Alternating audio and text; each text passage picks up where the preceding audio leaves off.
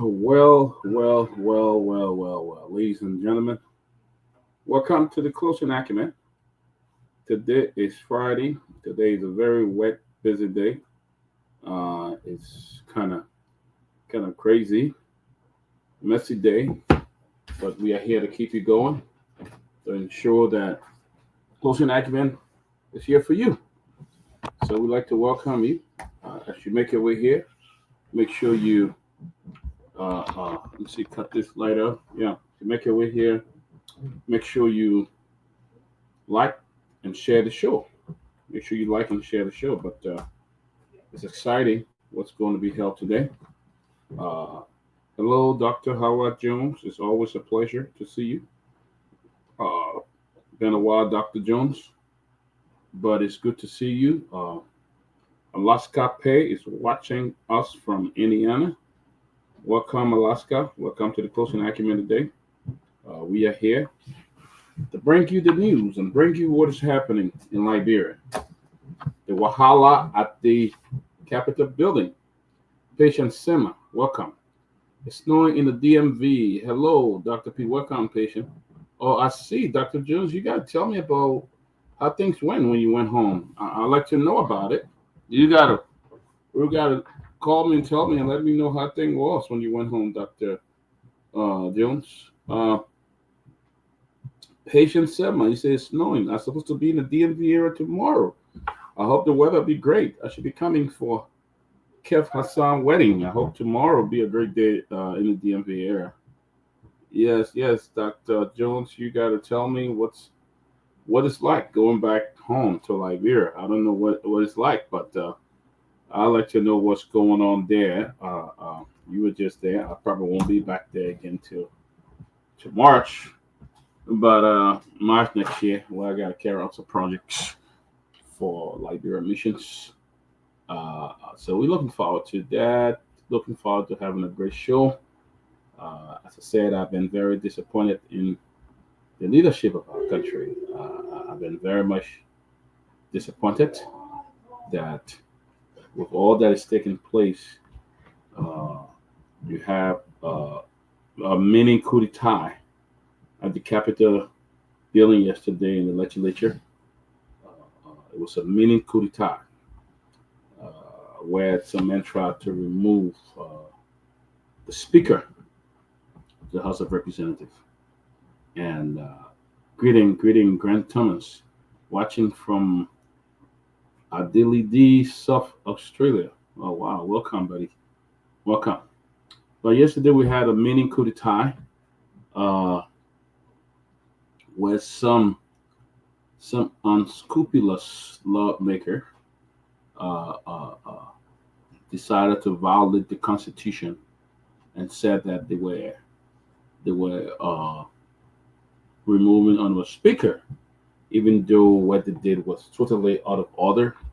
It was totally discouraging, uh, uh, uh, and they went ahead and said they were having their own speaker based on resolution. It was so disgraceful yesterday until the entire world, even foreign media, was talking about it. How disgraceful it was. Liberia again in the news when those uh, rebel lawmakers, the majority, so-called majority rebel bloc, went up there and tried to remove the speaker.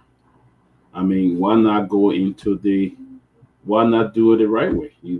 The speaker have said, if you have your 49, I can be right there. I don't have to resign. Someone's father could resign, and you guys can sit there and vote me out. What is so big in doing that? I mean, you guys have to go there yesterday and illegally do something, and so disgraceful that everybody around the world is talking about it. What happened? So shameful. Welcome, Elizabeth Bowen, watching from Maryland, Gettysburg. Elizabeth, I will be in Gettysburg tomorrow. Hopefully, if the weather is not bad, we'll be there for the wedding of one of our former breakaway friend, Kev Ahmed Hassan. You know, we don't hold grudges. You know, we don't. kept left, decided to leave, but he invited us. We still show up there. That's how it is. So hopefully we'll be there tomorrow, and we'll be there to see them. Yes. So welcome Elizabeth. Welcome Patient Sima. You are right, Patient. Bunch of criminals, because that was a criminal and the rebel behavior yesterday. They may not like it. They may frown at Dr. Peabody, but it was totally criminal behavior yesterday. What they did, criminal. Mozart, the great Mozart Dennis. Welcome, brother Dennis. It's good to always have you on this show and to be part of the great people. I mean, we really appreciate you guys listening to us every day. You guys make the show. If you guys were not here, we would not have a show. So you guys are really, really appreciated. Yes. So welcome, Gamen Givler, watching from Silver Spring, Maryland. Gamen, hope you're doing well. Hope the kids and everybody doing well. Always, Gamen, it's always good to have you here on the Close and Accurate. The guys will be joining us shortly. The guys will be joining us shortly. But yeah, guys, it was very shameful, very very shameful of what happened yesterday. I mean, you don't take it or leave it. You don't have to like the speaker. He's not the most. But what you guys did yesterday was not about. It was not about Speaker Kofa. It's about the rule of law. If you guys that were were elected and should be number one who should uphold the rule of law in the country, and you sitting there doing things like that the entire world was talking about Liberia yesterday. I mean, foreign news, and one of the journalists, I think from Nigeria, in one country, said it was a rebel behavior. So it was a total criminality. And he said that uh, we have to. He said Liberia is on the verge of repeating history in terms of going back to disruption and other things. That's what the guy said. He said because the guy said nowhere in the world where they have never seen that before happen in the world in where group of lawmakers just get out and overthrow the current speaker. They will not go by the law. I mean, I listened to it from one of the news media in Nigeria. It was so shameful. In fact, I didn't want to look at it. Dr. Howard Jones, look what she's saying. She said we have to pray for our country. Most of the politicians are dressed up, drunk in fancy cars, and the country needs a lot of work. I agree with you. I agree with you. Some of them, that's all they do. Get drunk, ride fancy cars, people holding their bags as they sit down in liquor shop and drink. They come from there, people hold their bag, they got security assigned, and I think that's what life is. There's a long term to that. Life is not like that. Life is not like that. That's why you see the behavior the way they behave. Because what they did yesterday was nothing. Nothing. And then civil, any government official to behave like that yesterday. Uh, uh, uh, it's really sad. It's really, really sad to see what took place yesterday. Every day at the Capitol, you're acting like people who can read and write. Then why are you there? You going around this country.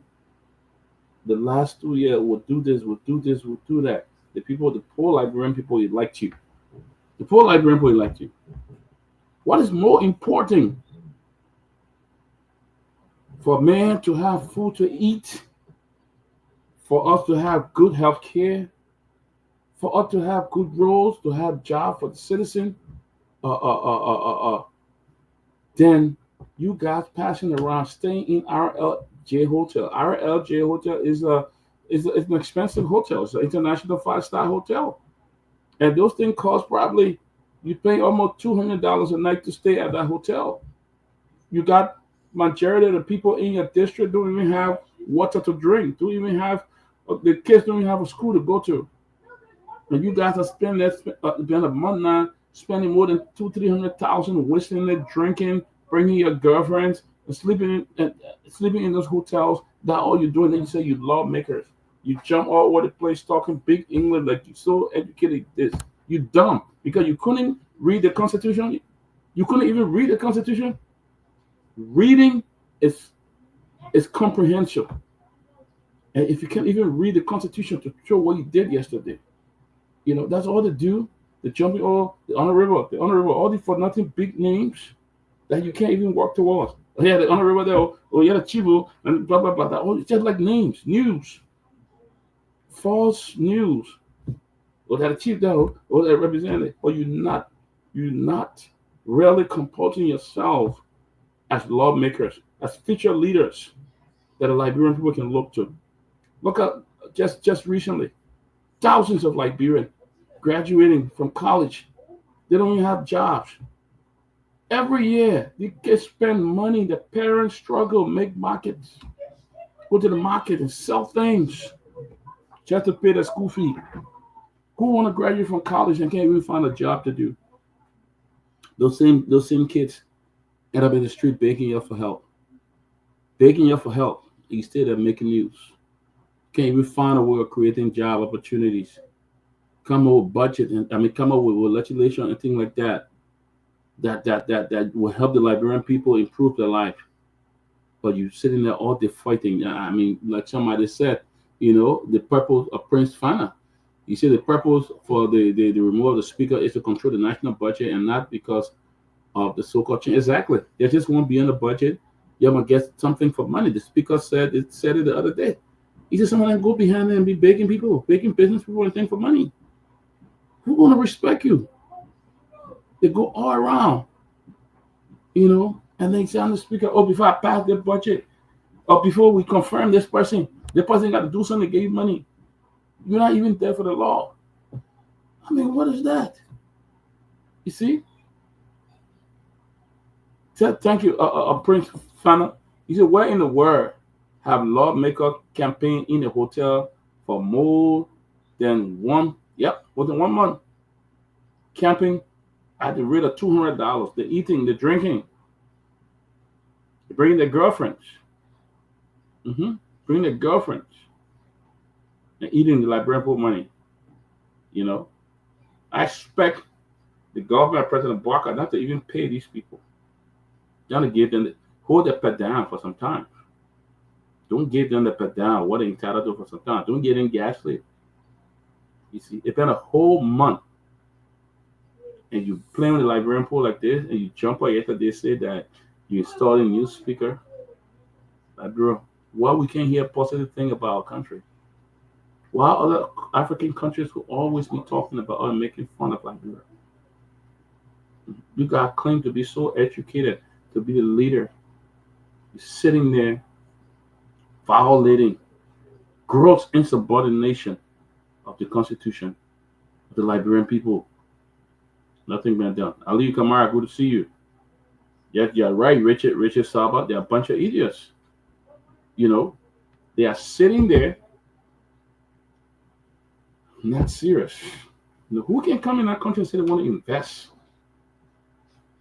Who want to do that? Who come to Liberia and say they want to invest with such a serious group of lawmakers? You see? Who would do that? Who want to come there and do something like that? The guys are so unserious. Hi, Winifred Smith, good to see you. Hi, Alice York, good to see you. Nora Hope, good to see you. But who want to do that, gentlemen? Who want to come in our country and just be in a country where every day is noise, nothing good. Nothing could happen. The lawyer should be doing concession thing. You're taking bribes. You're all fighting for one budget. You're fighting to be on committee. Nothing you do on the committee just to get a little per dime or the traveling allowance thing you get to travel. And then at the end of it, you come back, you holding BBC guide in your hand, you walking up and down, acting like you this. You think that news, that vlog, that I know news, high grade vlog, Welcome, Abraham Khan, my brother. Good to see you. I mean, you're right, Nora. So drama every day. What kind of country is that? Drama they play every day. That's some drama. In the AFL, women that are in the street to get paid. The other person coming up, LU this, the University of Liberia, the kids want to go back to school. It has not open. Hmm? The University of Liberia is not open. Instead of you guys trying to find a way of even renovating that university, fixing it, increasing the budget, all they're doing is the fighting. All they're doing fighting for money, fighting to be in the various committee, and that's why you want to remove the speaker. What have this man done that you're rushing so much to remove him? If he committed a crime, you go back and bring it other Liberian post here. You see? 80% of the Liberian people support the speaker. But let me tell you what is more disappointing here. What is more disappointing, my brothers and sisters, to me, what is more disappointing and disgusting is that the president of Liberia have not come up to address the nation. The people that elected him, he has not come up to tell the Liberian people and said, this is what happened in our country. And we need to work on it. He has not said a word. Can you imagine if President Weah was still in power? What would we saying? You were teaching President Weah, oh, he's making music. Oh, he's singing when things happening. The president of Liberia, Joseph Nyeman Boakai, have not said a word. Is that how you lead? This is how you lead? You know, in America, yeah, even if the Supreme Court was to reject something that President Biden put up, you know that after that, even the Supreme Court didn't pass it or they didn't pass it, the president of the United States will address the nation. Just recently, after the election, President Boakai addressed the nation. I mean, President Biden addressed the nation on major issues that are happening in the country. Have anything happened? Nope. And that is wrong. But it is very sad. Sylvester, good to see you. Welcome. You know. Thank you. Thank you. You know, it's very sad. Come and resolve it, or you go to the chamber and do what you need to do. If your guy is 49, remove him. I'm not saying for the T is a perfect person. You know, I'm not here standing say I'm taking his side. But what we see unfolding is very disgraceful. Yesterday, the Nigerian media had it. There's another group from Ghana. They had it too, and it was embarrassing as I turned my phone off because I didn't want to listen to it. David Williams, welcome, man. Casey Johnson, welcome. We're watching from Lower Bangibi County. Thank you, Casey. Thank you. So you see all this going on. We hear nothing from the government, the president. You see, now the Supreme Court got their case. You know, I heard something might happen. There may be a breaking news soon. You know, I heard, but you know, all these things we should be focusing on it. Liberia MCC got a lower score in the MCC. All right, we're not going to blame Boakai government for that. Okay, but the thing is, I think you should be working on how you can improve the MCC code so you can meet the requirement, so that Liberia will benefit.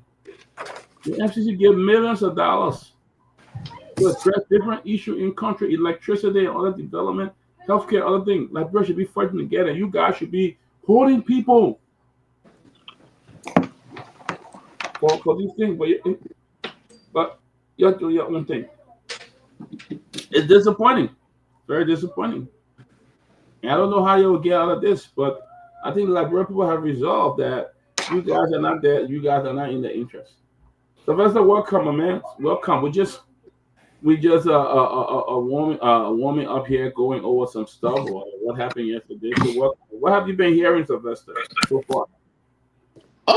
Basically, thank you for having me, Dr. Peabody. I think basically the exact same thing unfolding in the country that the both sides are now trying to. Speaker Kofa is headed to the Supreme Court, while the other side maneuvering behind the scene politically to ensure that probably they will get some uh, uh, support coming from the ruling establishment that will basically try to twist the Supreme Court. And I'm sincerely of the belief that the Supreme Court will not allow herself to be twisted. This now is not time for the kind of arm twisting kind of a tactics, politics, particularly to manipulate the court system. That would be a very dangerous precedent. So I would think, and I will anticipate a kind of a ruling from the court. I will be extremely disappointed and surprised if the court were to go contrary to that. Now, what I do believe as a politician is that I do know that the court is not going to tell them how to go about it. That I know.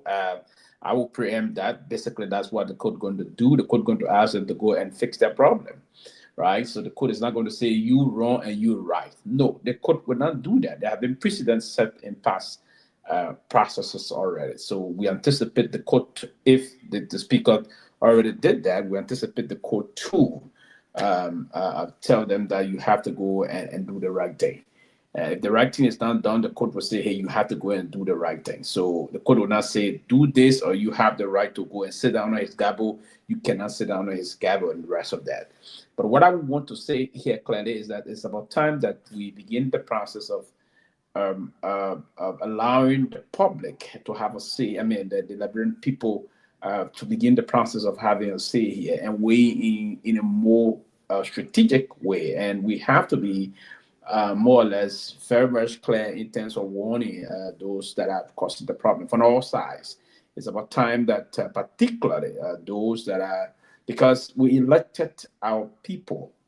We didn't use, if we didn't want democracy, that Peabody, we only have we would have supported the civil crisis to continue unabated, right? So, but we supported democracy. And that's the reason why at the end of the day, we all moved into Accra via the help of our ECOWAS brothers and sisters. And we came to peace. We came about this issue about coming to peace, right? The comprehensive Accra Peace Agreement was very clear. And that set the basis as to how we should go back to the rule of law and maintaining democracy. So when we came to the comprehensive peace agreement, there were a lot of things. The international community played her part, significant role to play in terms of supporting the peace arrangement, in terms of trying to support all of those instruments that was geared towards protecting and ushering in a new day for our country democracy. And we all were very pleased about that. At the beginning of it, Dewey Bryan headed that transitional team by different faction government. Everyone came together, and other folks, for first time, other folks even came to the process of the governance. But what we were on the side, I believe at the time, not pushing and craving for job, but what we were then on is to ensure that the maintenance of peace and democracy is on course. And so ever since that time, Madam Sirleaf came as one of the first democratically elected, as the first democratically elected female president of our country, and the first peaceful elections ever organized in the history in a more democratic way, where the constitution of our country was fully implemented in terms of that, because the 1997 election was a special kind of election based on proportional representation. But the 2005 election was, at the time, we were trying to restore the constitution of our country. So ever since that time, we've been going through the elections cycle. We've been having one election to the next elections, and we've been seeing smooth transition of power. So those individuals that would begin the process now trying to blatantly undermine that, with those kind of malicious intent, we will have to now try to expose them. The people have to be very, vigorous in this kind of a thing, and that it's not a time that we will support and entertain these kind of awkward things of our country past history. So I mean, it's obvious that we call on them to see the rule of law to respect it, but I don't want to believe they're going to do that. Now, the reason why they're doing what they're doing because they believe they don't have the number yet to remove the speaker. That's one of the reasons they don't have the number, and the speaker himself believes that he's on the side of the law and he's going to remain in battle in the way and manner his situation is unfolding, but he wouldn't abolish them. So this is where we are. But again, if you don't have the number, we just have to come to some finality in this process. We cannot hold the country hostage. So what we have to do is the people will have to speak here. This is not about inciting folks. This is not about asking people to do the wrong thing. And that's why and we'll be calling on our international partners also to begin the EU, to begin to warn the government that we will draw all support to the people. Because if our international partners were to move to do this kind of a thing, then the people are going to move in and probably ask the Ireland to go. We dethrone the government, right? Because if you cannot do the will of the people and you allow our partners to do things, because I want to believe there will be some consequences ahead of time. I'm sincerely convinced that those that are trying to undermine, because the last time the U.S. government sanctioned some of our officials, part of the primary reason of that was the undermining of democracy. They announced it at the Peabody. So if those people will continue the process of undermining our country, peace and democracy, we'll call on our partners to take some actions against them, some punitive actions, because yes, those actions do work. Those punitive measures that our partners, particularly the US and the EU, will take, it do actually send some warning in the span of these honorable men and women that are behaving in the way and manner that they're doing. So it's unfortunate. So we hope that everybody that will come to some finality soon, but it's a very unfortunate process that is unfolding in the country to see our people hostage, no budget preparations, nothing whatsoever. The country is not going nowhere because certain people in Zaza district, for instance, the Trawayan Hospital in Vanyama district, the current Lutheran Hospital in Zaza district, the Phoebe Hospital in Bon County, the J.J. Dawson Hospital across, I think, in Hapo. So all of these major, the Tapeta Hospital in Tapeta, Nima County, and the rest of that. So major hospitals, major area, farm to market road cannot be done because those knuckleheads don't want to go back and do the work of the Liberian people. It's wrong. It is wrong. It's wrong. So let me ask you: Can ECOWAS sanction them? Yes. No, ECOWAS do have the means of all of those international bodies. These are multilateral institutions, right? Bilateralism versus multilateralism. These are institutions also. Those multilateral institutions do have some power to hit something, but ECOWAS is a toothless bulldog, and I hate to say this. The ECOWAS basin, and now ECOWAS will only do some things. The only thing ECOWAS have been effective in doing in past history is that they maintain the peace, and particularly in Liberia and Sierra Leone, and we need to be very grateful to them for that. ECOWAS started on the basis of trying to say we're going to maintain peace, but at a certain period and point in time, they will think those countries will believe ECOWAS does not have the kind of extraordinary. The only country that have serious military powers in the region is Nigeria. Nigeria is a military powerhouse, and in certain time, you can remember when the Gambia situation happened, when the Nigerian president then threatened to this Gambian leader, he left. Right, it happened before in another country. Obasanjo went there and something that was seen. I think Cape Verde. Well, yes, it happened before, but now ECOWAS may not be as powerful in terms of sending the kind of threats to them. No, they won't listen. They won't budge. But if any threat were to come from the U.S. government, trust me, if there's any inclination that the U.S. government will be taking some actions against some of them, trust me, all of them will budge. All of them will begin the process of adhering to the rule of law, particularly those that are trying to undermine the democracy. But yeah, ECOWAS do sanction, but that strength of sanction is not as strong as you want to think.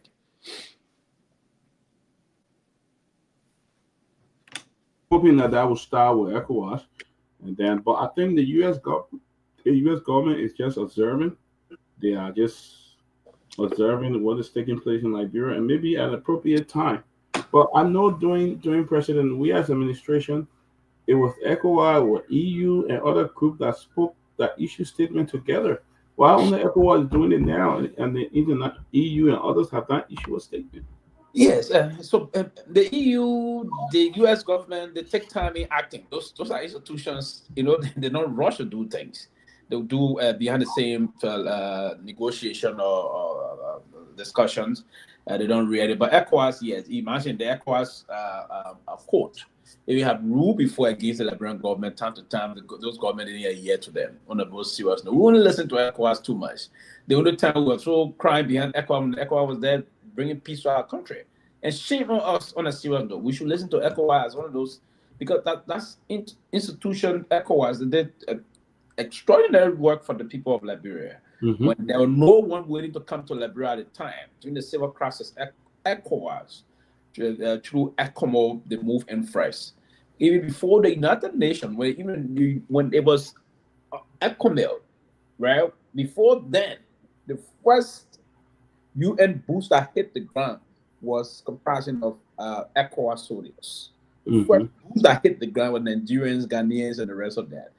ECOMO did the first boost that hit the ground was Nigerian, Ghanaian, Guinean, the rest of that. So before, and we have to listen to them also. But again, the only time we can come to ourselves with the U.S. government threatening to do those things. And I think it is important that the U.S. government will have to take some time in teaching most of our folks the way to govern their own country. I think it's pathetic. But again, hopefully we're going to be hearing some issue from them. If they threaten us, then you're going to see some basic things unfolding in the country. But I'm afraid they won't want to listen to ECOWAS. They won't be threatened by ECOWAS, rather than they want to see some very powerful institutions or countries there to threaten them on that. But yet, ECOWAS, the EU, because the EU do support our budget, is what?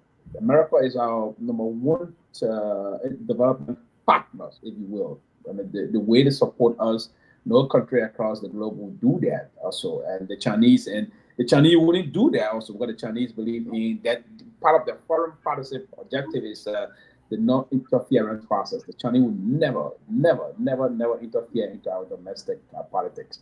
I know that for a fact. They won't do that, but the EU will, and the United States government will do. But the Chinese, the ECOWAS will want to do what we refer to as preventive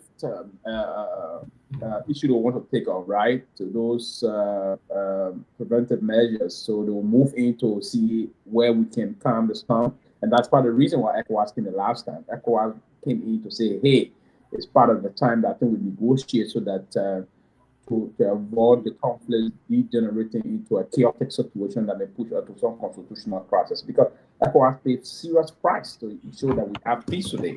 Yeah. So those that rejected the ECOWAS delegation, I think they don't understand history of our country. It's unfortunate. They have not provided leadership, what we call tangible leadership to the country. They didn't go through the struggle the country went through. Because if you see an ECOWAS delegation and try to negate what they did for the country, that is a dangerous thing. These are ungrateful elements that want to do those things. If they knew the history, went through what ECOWAS, the blood ECOWAS share on our land, we have peace today, we wouldn't be going through some of this situation. So I think it's quite the point, and we have to agree to that. But let's hope and see. Probably ECOWAS will push more. Probably maybe they will be disappointed as to the response they receive from those renegade and anti-democratic elements. What do you think have really put the country back? I mean, can you imagine 1 month nothing has been done? But on the other hand, they are staying at RLJ Hotel. They are paying almost $200 more a night. They are spending over 4 or 5. By the time this ends, they may have spent like over $200,000 to $300,000. That could even bring significant renovation to the Capitol building in some of those areas where the bathroom and other thing is not working. They could do major renovation, but they are wasting money wasting Liberian people time. Don't you think it's time for the Liberian people, the pressure group, to get now and present a petition, or maybe to the America, the EU, and other places, so that they may come to rescue them? Because even what I'm saying here is, I have not heard anything from the president of Liberia. The only thing, the president of Liberia should at least talk to the Liberian people and let them know what's going on. Oh yeah, he should. And it's just like, even the president didn't want to do that. Um what I would think, I don't know, even his handlers, what they also thinking. We have, and you see, it's disappointing to see. There are certain folks around the president. These are seasoned. Some of them believed to be seasoned politicians. Some of them, the chief of staff of the president, is a seasoned diplomat and a political person also. And I see them behave the way they behave, that the laissez-faire attitude. You have a permanent human rights lawyer. He claimed to be a permanent human rights lawyer, a former public works minister. I mean, these are people that advocated past time, condemned other past government, other things. They're now in the government. Kofi Woos, right? Shame on all of those people. You have Kofi Woos will pretend to be a human rights lawyer. Today they sit there and undermine democracy. The same democracy he pretended to protect the last time, right? And try to push to say he's protecting this kind of a situation that's unfolding. Today, all of them are very quiet. And they're seeing all these things that are unfolding. You see, they're trying to give oxygen to these things to ensure that you have a speaker that will be removed away, because they still believe they can navigate their way through power the way they do it. You, the national security advisor, you claim to be the national security advisor to the president. You sit there and there's nothing. There's a potential danger the country is headed to. You can just allow some of these things, group of people get in the country. This is a country that went through a devastating civil crisis, right? And there's still, you have a lot of ex-combatants that can still be reactivated. People who are very vulnerable, vulnerable. Reactivated. You're allowing these things to unfold. And then you sit there, you believe that you're running a peaceful government where no one want to come and say anything. Everyone is just basically clueless as to what is unfolding in the country. It doesn't go well for our people. We shouldn't sit and believe everything is well when things are not okay. It's wrong. It's totally wrong. There's not a way we expect the country to move on. There's not the way to see a president that will say nothing whatsoever. You say, okay, everybody doing it, anything is stuff there. But they believe there's a normal situation unfolding because we have a bunch of weaklings around in other areas, basically, right? Other opposition institutions should take the time now to move out, to say if the country is not being governed, we should call for elections. Yeah. No one want to move the country, let's call for elections. Do that. Yeah. But again, that is just the country we find ourselves. And again, probably we'll wait up to the next election time. They don't want to drag on. We just want to wait and see what's going to happen. But it is wrong. I would expect the president to come out and speak to the process because this is his legacy. Mm-hmm. If those around the president don't understand this is about the legacy of the president, this is happening right on his nose as the president of this country. You cannot allow that to happen. Madam Sadi wouldn't have allowed that to happen 1 minute. She will move to redeem the situation. And how do you do that? Is to provide leadership. You the president of the country. That's why the Constitution gives you that power. Say you are the chief executive of the country. The executive power of the country is vested in you. You are the president. You are the CRC, the commander-in-chief of the armed forces. You are the head of government also. So all these things unfolding in the country and no one seems to care. It is just pathetic, and I mean that is the irony of what we are currently seeing in the history of our country. It is dangerous, and I think that maybe we have to invite. I don't know who can do what. The Council of Churches themselves quiet. Yeah, but the Council of Churches, you don't expect them to do anything, basically. No, you don't expect them to do anything. The Muslim Council, you don't also expect them to do anything because we didn't elect those people to provide governance for us. But Sylvester, if you have ECOWAS, the highest governing body in West Africa, if you have them coming to Liberia spending thousands of dollars to say, let's go and help our brothers negotiate here, and these guys are refusing, you think they'll listen to Council of Churches or listen to our chief and think? They No, show no regard for anybody. They are not showing any regard. So there's no way that even if the elders and say, let's go and meet with them, they'll not do it. It's like, how can you want to govern, you want to lead, but you show no regards to the law, show no regards to anything. Long time ago, when the elders or the chiefs or the council of churches meet with these people, they get there and try to resolve it. That's why you have them in the country. That's why they are recognized in the country. Because when things get harder, when things get difficult, the elders, the council of churches, all of them will come together to ensure that we can come to a common ground. But these guys don't want to do it. They don't want to listen to anybody. So who else will listen to? ECOWAS can fly into Liberia and say, let me with you guys do things. They say they can't meet with them. I don't know what else. I don't know what else they can do again. You know? Exactly. So we just we have to wait and see how it's going to play out. And we're going to see what the court going to do and how is it going to play out. So we hope to see what's going to happen again on Tuesday. Tuesday again, then we'll be in the same cycle. Thursday we'll wait. Then the week is done.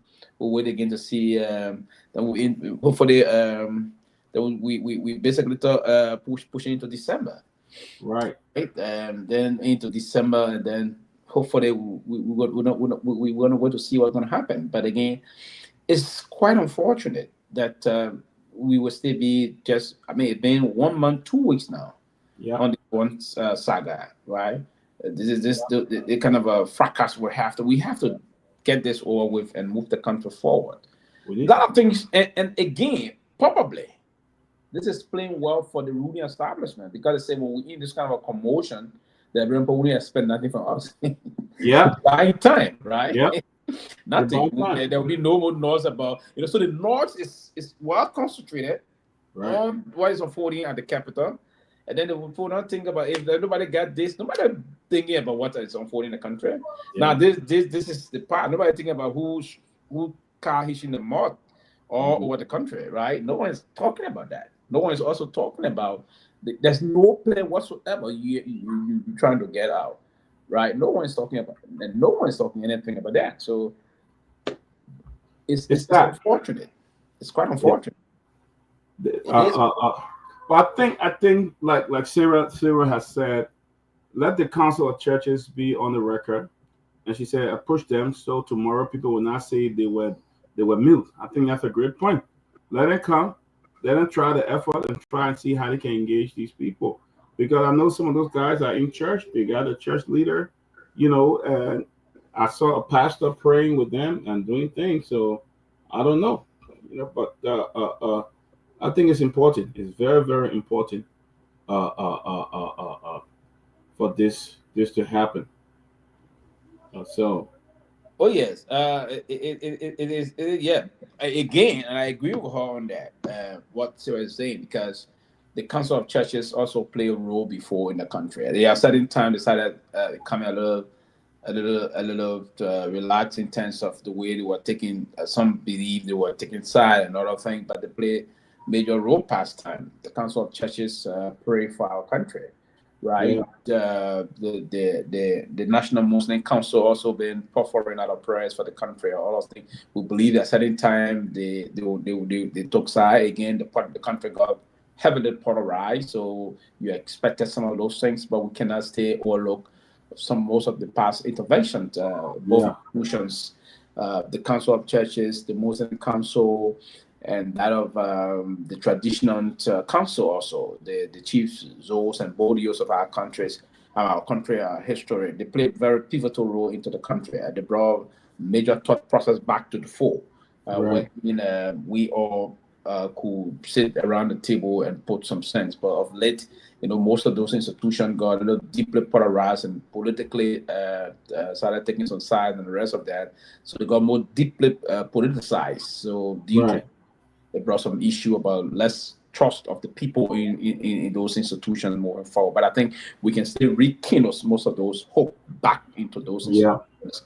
They can bring some level of joy to the country, and we will hope to call on their intervention also. I don't know if it will change anything. At this junction, I don't think that's going to change anything.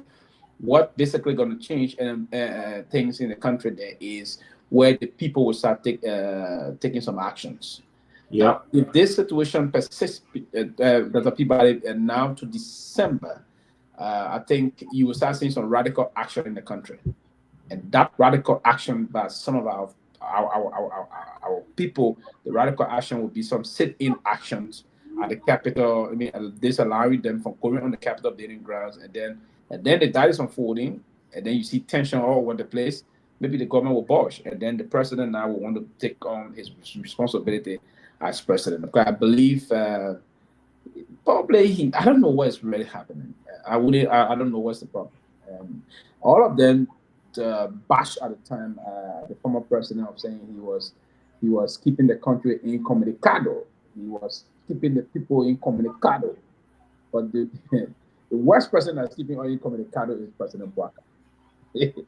Yes. So I mean, it is important to come out and I mean that's just what one of my I can refer to him as a mentor. We're having a conversation the last night. He was saying to me, he said, Nyepro, the country, those that was causing the law that they come to fixing, they were not intentional about what they were saying, right? That the people, they were just saying they come to change things because the people doing this, we are both doing this because they wanted to come to power. Yeah. Go to any of them and have the conversation with them. You heard at the time, right? And all those people that were coming there, they were just talking for naked power, right? Mm-hmm. The likes of the Mo Ali and the rest of the folks. So there you see, he can move places now. He can afford to buy maybe Toyota Corolla for somebody. Corolla for somebody. He can go in the entertainment area and spend some money. So the whole discussion was not about the Liberian people. No. He had thought process to hell with the Liberian people. Yeah. The issue about running campaign, we are people doing all the things, all those damn things happening more in this government than what will happen for the we are government. All of them, where are they? They are all shut up now, right? Nobody gonna say about it. Yeah. So the intent is not actually to stop and advocate on behalf of the people. The intent is to see a hungry man come to be getting money to buy beer, go stand somewhere and do some things. That's the intent of what is unfolding in the country. So the people themselves will have to understand why you think the people are now moving the way, or they're excited when they see a person we are. Right? Why do you think they're doing that? They're doing that because they believe the guys that came to say they want to remove this president. I mean, nothing basically is unfolding in the country. So all those people there was a campaign thing. We come with Jim, we come with do this. Nothing is unfolding, and nothing is going to unfold. So to see the country at this junction, it's a critical point for our country. It's a difficult time and a very fluid situation we find ourselves. But we have to work towards removing the country from this kind of a situation. It's terrible. I agree, Sylvester. Those are very strong words. I mean, you talk about Mo Ali. Now, that history out there with Mo Ali, he was one of those who was. Now he's giving, wanting to see what can give up money to remove speaker and do things. I mean, it's all about self-interest. It's not about Liberian people. You know, they'll come up, they will demonstrate, but it's all about self-interest. Now, if I can go there and get my way through, get my money that I'm looking for already, then I don't care what else happening again. I really don't, and that's what we see happening in our country. Welcome, Lofa Julius. You know, that's what we're seeing. It's all about self-interest. All those guys are compromised. Right now they want to remain there because they want to get on different committees, and so they can just promote their own self-interest to get money and misuse it. And then after 4 or 5 years, you see them right back on the street. Don't even have a fitting car to drive. Don't have nothing for themselves. I mean, it's true. I see people from previous administration, a senator, a representative. I see them on the street. I saw one to another senator house. I mean, he was helping him, and he said, "Well, man, you know, the person needs to be senator and blah blah blah." I'm like, "Why are you giving him your money?" And he was there. Why are you taking your part of money to support him? You know, yeah. So, I mean, he told me. I see. I love how he told me. He called me. Said, "I met him. One of the senators. We can yell. There's a former leader. We can yell. Or looking like that." I said, "But." So I called in the corner. I said, "Daniel, talk. But why are you giving him your money? You shouldn't be giving him your money. But you shouldn't be helping him. Oh no, I gotta help him and stuff like that. You know." I'm like, "Well, then I will come back. I'll come back. Be sitting on your man and stuff like that." But that's what happened. They go there. They don't plan well. They get big money, and by the time they get out, they got nothing. Nothing. They broke. They ain't got car to drive. The sick. The young girl. They were all behind buying car and building houses for. They can't afford it no more, and the kids got their life got to go on to jump behind somebody else. You know that's what it do. Passing all over in top restaurant, sitting down there. If you want to see them, go to Royal Hotel. Go to Boulevard Palace Hotel. They're all sitting there drinking and talking big talks. Big talks. That's what it do. They're sitting there at the Royal Hotel. I go to Royal Hotel all the time. I go to Monrovia, Boulevard Palace. I see all of them there sitting, eating, drinking heavily, and talking big talk. Time to go there. The security come and take the bag, hold it, walking behind there, and that all to do for nothing. Big mouth, and you can't even come together as a group. You cannot even resolve your issues. You're doing those kind of things. How you expect the young kids to look up to you as a leader? You know what they're going to do? They're going to do the same thing when they grow up. The same old thing. The young children from LU, when they grow up, they will stand in that something again and start talking aluta, continua, this and that, and all of that. They'll put their hat on to see you. The children don't learn things, certain behavior. They don't learn it from they learn it from in the home. You know, they see what the parents are doing. They said children learn the meaning of symbol. They learn it from right in the home. Children learn bad things from right in the home. It's not always out there, you know. And then they go out and put it, and they just how the kids looking at you there in Liberia. That's why all of them fighting to come to be like to be elected, and they come and do the same thing. The young children. Look at how many children graduated from AME University the other day. Not even 2% of the kids going to have a job to do. They may either end up back in the street, or someone that making market, or someone that be driver for other people in Monrovia, for someone they seen lawmakers and stuff like that, and baking them. They'll end up back us in the street, no job. Those are things our lawmakers then should be focusing on, but they're focusing on something different. Lofa, welcome, Charming man. You there following the conversation. Thank you, Dr. Peabody and Pewee. You know, I'm going to definitely start from where you left off, addressing the priorities of those whom we refer to as lawmakers. I personally prefer to refer to them as lawbreakers, and the likes of those who want to consider themselves politicians but don't even understand the nature of politics. Instead, they are politicians who only use the people to, you know, excel to power and exploit the people. Dr. Peabody, let's use let's just use an example. Let's use this analogy. Here in your state, there are young people who aspire for positions, political positions, but they have career. They are professional, young or elderly people who aspire for this position because they have identified problems in society that they feel like they can contribute towards. Okay, they can hopefully contribute towards solving those problems. Okay, and once they are accepted to serve in those capacity, guess what happens?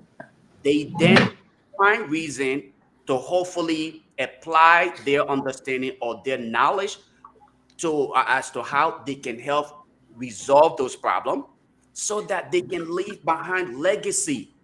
A lot of the people who aspire for political positions in the Western world or developed countries, they're not doing it because they want to use government as a source of income and the source of wealth. They're not doing it because they simply feel like, hey, this is the only way out. I often say these things. The reason why our politicians don't see reason to invest in quality education is because they want to keep the people in abject poverty. They don't want the young people or the generation after them to be as competitive. The reason why most of them don't have the kids attending public institutions or having to stay in Liberia and acquire education is because they can afford, at the expense of the masses, they can afford to transport their kids out of the country to obtain quality education. And these very kids come back to compete against those kids that are attending the local universities that are not funded and that are not getting quality support by providing good teachers and environment for them to compete with the rest of the world or our neighbors. So at all point in time, the generation to come after, us or previous generations have often been victims of societal ills. If you are to just follow the trend, how many times do you hear the woman from red light who can barely afford 4 course meal a day transport her son or daughter out of Liberia to seek medical attention in Ghana, Ivory Coast, or other countries? The young people are dying from typhoid in Liberia. And when you have these right, people make it seem as though, oh, you cannot do everything at once, but you can prioritize any government that comes to power and prioritize certain things. First of all, healthcare should be a priority. If you prioritize healthcare, you will consider the fight against drugs. Okay? Because when you empower our nurses and doctors, when you show some value to those professional areas, like the nurses and doctors, and you show that you can empower our police officers, not by giving them chicken change.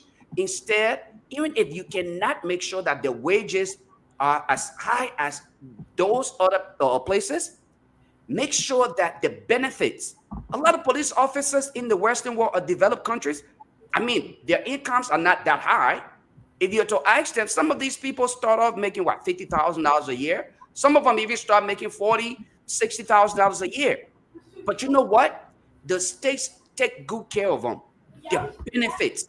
So if you can invest in the police officer that way, guess what happens? He values his job. He comes to the job ready to serve.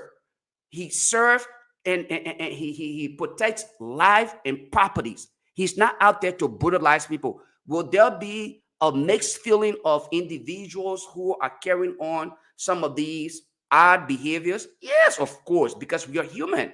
We will not always have all good people. But again, because people come to power without agenda, they have not identified what could probably solve the nation's problem. They come to power just aspiring to become the next Bill Gates overnight, but not based on their intelligence, but based on having to steal from the masses overnight. Some of these guys come not with even $2,000-$3,000 in the bank account. Overnight, you see them driving some of the luxurious vehicles that they couldn't even afford. Yesterday, the guy who was actually walking the streets is now driving $40,000-$50,000 vehicle, and one would say, well, he's your lawmaker, so he deserved to be driving those vehicles. At whose expense? Are you investing in education? Are you investing in healthcare? Are you investing in security? Are you investing in food development? If you are doing all of these things, then young people will have no reason to take to the streets all the time. There are colleges and universities here where they have political, what do you call it? Student political groups. But you know what, though? You rarely hear of those people even having to take to the street. There are protests at times, but the protests are often geared towards national issues that benefit people on a global scale, because the state and other places, again, the cities, will focus on how they can invest in those institutions. We don't see those things happening. We don't see that happening. We have people, we have graduates from the state-run university who simply push young people to focus on being militants, as compared to saying, look, guys, there are other opportunities out there. We all shouldn't have to be politicians. We make it seem like we make it seem like this is the only source of income or the only source of riches. And that is not true. You can become an engineer and you can still live a good life and still be friends with a politician. You can become a doctor and still live good life and become friends with another politician, and you guys can still hang out as colleagues.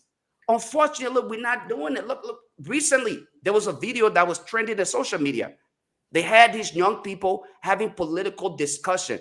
I have been looking for similar video where they will have young engineers competing on ideas, innovative ideas, bringing these young people. What did you design? What did you develop? How is it? Have you written any computer script? What was the script? What programming language did you use to write this script? Let us bring these young people together. Let them compete.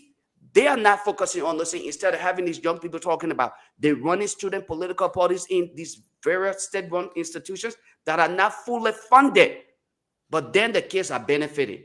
That's why we keep saying again, until we can focus and prioritize where we really want and how we want to develop Liberia, Liberia will continue to fall the way it is falling today, and we will have no way to say we have ourselves on the right trajectory. And there will always be people who will want to justify those ill practices in society because they have nothing else to do, and they themselves are aspiring for public offices. So they feel like they cannot get away from those who are already part of this corrupt practice. Tony, welcome. Tony Chairman, welcome. Tony. Yes, guys, it's good to be back, man. It's good to be back on a wet, windy, cold Friday afternoon from my end. There's snowing and raining, mixed with snow. But I just posted that the president, after more than 7 weeks, finally broke his silence on the speaker removal impasse. Guys, in studio, please play the president's silence when he broke his silence. Please play it for me. All along, President Barker has been tight-lipped. He has been silent, but he finally broke his silence. I'm glad the Liberian put a year how he broke his silence on this. If the guy's not in studio, I'll play that. I'll have it here. Okay. Let me see here. Oh, okay. They got it. They got it. No, they got it. Go ahead, guys. Go ahead. Play it. Play it. Go ahead. Go ahead, Ansu. You have it.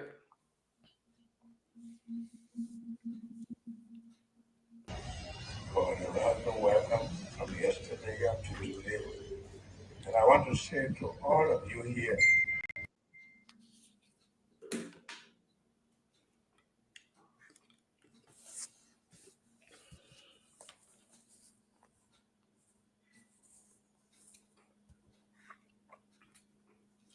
Is it glitching? Apparently, so far you can play it. Say to all of you here that while you are here, whether you commit yourself to remain that you're a citizen or whatever, you're part of us.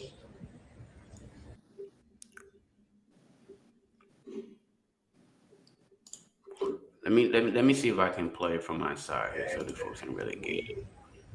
We have an open society where your citizens play a good role. Guys, it's going in and out. Let me play it. You can stop it. I'll play it from here. All right. Let me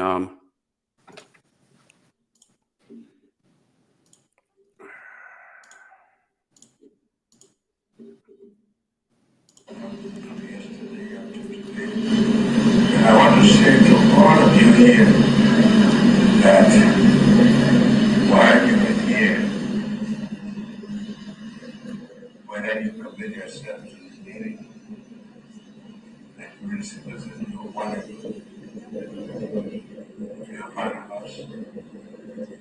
And we have an open society where your suggestions, Why you ready saying that? whatever you say, constructively, and to a democratic election. be worried about a situation back home. It's a normal legislative process. It's not the first time that there are such issues. People are not capable of making sure that our country continues to move in the right direction. So I understand to all of you on behalf of our delegation that we here just to say thank you to you and to assure you that I pray strong and Myean remains in our country that needs the leadership role in this region. Thank you for the display of all your work that we'll be looking at. You All take right. it down now. Yeah, I think that's the main part about that. Yeah, go ahead. Yeah. Yes. So after more than 7 weeks, the president has been tight-lipped. He has not addressed the country. He has not commented on what's happening at the House. And he went to Freetown, Sierra Leone, and where he finally broke his silence on it. And he's described it as what's happening as a normal legislative process. I mean, many people are taken aback that you call what's happening at the House an attempt to remove the speaker, the third powerful man in the country in line of succession, as normal legislative practice. That's not normal legislative practice. You won't just make it a practice to just take speaker away. But he broke his silence. People saw exactly. It's up to the Liberian people to decide where he stands, to describe it as a normal legislative process, and to see what happened in recent times. Members of his government going to the majority of members to go and testify before them. The clerk, the acting chief clerk, taking the budget and sending it, giving it to them, and you don't consider it as a normal legislative process. On reached out to the executive mansion to ask them why the president allow his people to go to the House, especially when they are not before the speaker himself. They can't answer that question. But it's shocking and surprising that the president will take this position. Now, you can, I'm not going to decide for anyone, but you can deduce or surmise where his position is on this whole issue to consider what's taking place back home as a normal legislative process. Now, I'll take a step further. I mean, Jallah, you always just comment, just you blind. But anyway, we'll let you go. I knew you're going to just respond to that. I'll take a step further. Now, the former president, I think he met the speaker, and he's planning to take a walk, a stroll, on Tuesday to the speaker's office. Now, people within the executive are very uncomfortable with what's going to happen on Tuesday, because it's like the country is presently on a different state, in a different state. People are not happy. And if a former president is walking to the Capitol building to meet and to visit the embattled speaker, and he'll be accompanied by seditious from members of his party. And besides that, I'm told that thousands of Liberians will join him as he take a stroll to the Capitol building. And if you, as a government and a president, to see the former president going to the Capitol building to go and meet with someone that is president going through who is in battle, and to see the crowd attention, just where is a popular figure, and he's going there, it makes the government look that if to say, you guys, you see this man you're looking at, he's very popular. The crowd, people love him still, and people will join him. And if he's going there, it'll be traffic jam. The country will shut down that tomorrow. Moreover, will shut down, and you're not going to go take police or to go and say they're going to fire tear gas or air water truck to stop them. So that's going to happen, and they're going to bring more support to the speaker. And even the Supreme Court, as I heard Peabody and my brother P was talking earlier, the ball is in their court to go by precedents. The Supreme Court, they render the opinion in interpreting the law, the Constitution, that says to remove a speaker, must be giving his day in court and giving due diligence to face his accusers. So, Supreme Court, we expect nothing else than to follow what John Lewis Supreme Court did, what Kokor Supreme Court did, by saying, granted, you have a right to remove your speaker, but you must go through the red process. Go to session, and then put your case before the full session. The speaker will recuse himself, and you guys, he will face the accusers, defend himself, and from there, you take a vote. If you get 49 votes, Kofa is history. If not, Kofa remains speaker. As of today, Kofa is still the legitimate speaker of the 55th legislature of Liberia.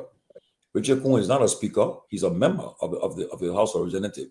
He's not the speaker. And to show you yesterday what happened, Fala was embarrassed. Fala wanted to run for speaker first, but then when they told him that you got to resign, he said, "Oh no." He stepped aside, and they made a mockery of themselves yesterday. That will go down in history books. People will play fun with them for many years to come.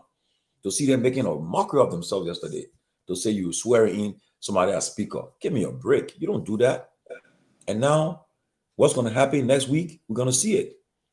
So, as I said yesterday, the fate of Liberia now lies in the Supreme Court.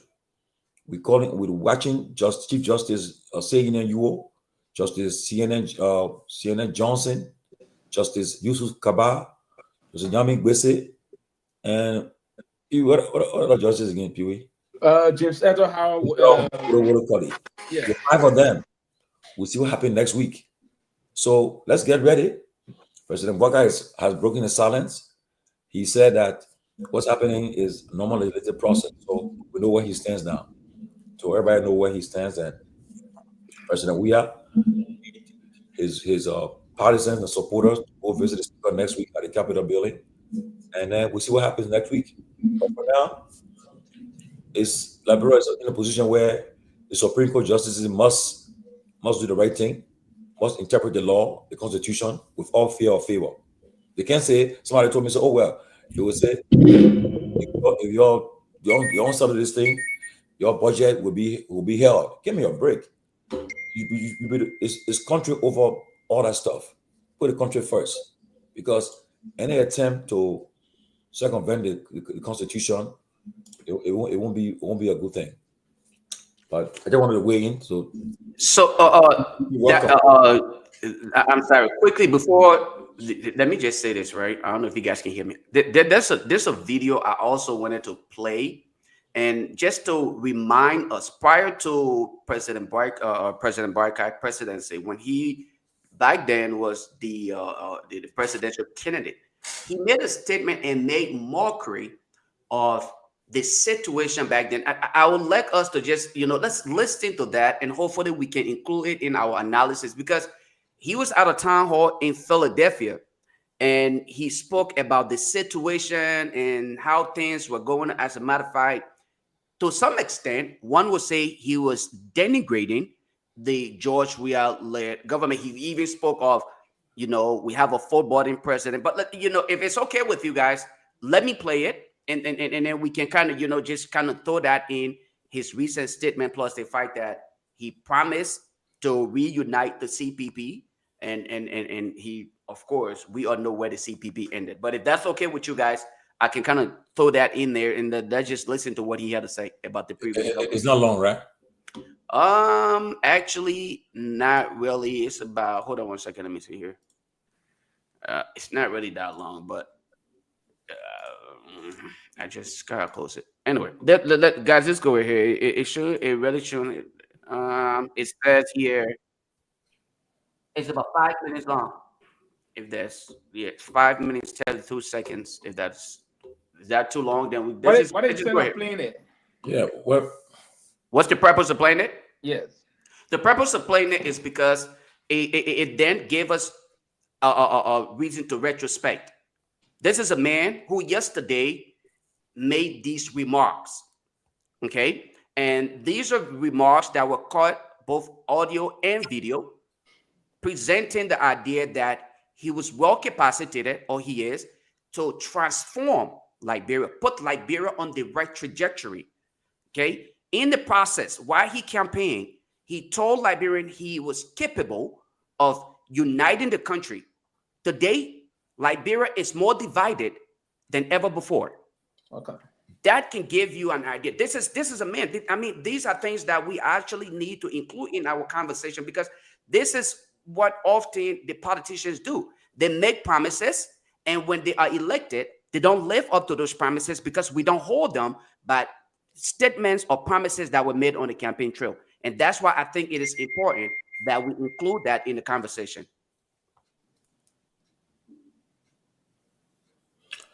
well, but I mean, we just because let's just go ahead. It's not that necessary. Let's go ahead. We keep. yeah, I mean, like we're saying, the biggest thing right now is what's happening in the capital and what's going to happen if they're not careful. What's going to take place next week? Yeah, exactly. And Next week is crucial. I heard Pewee was coming on the show.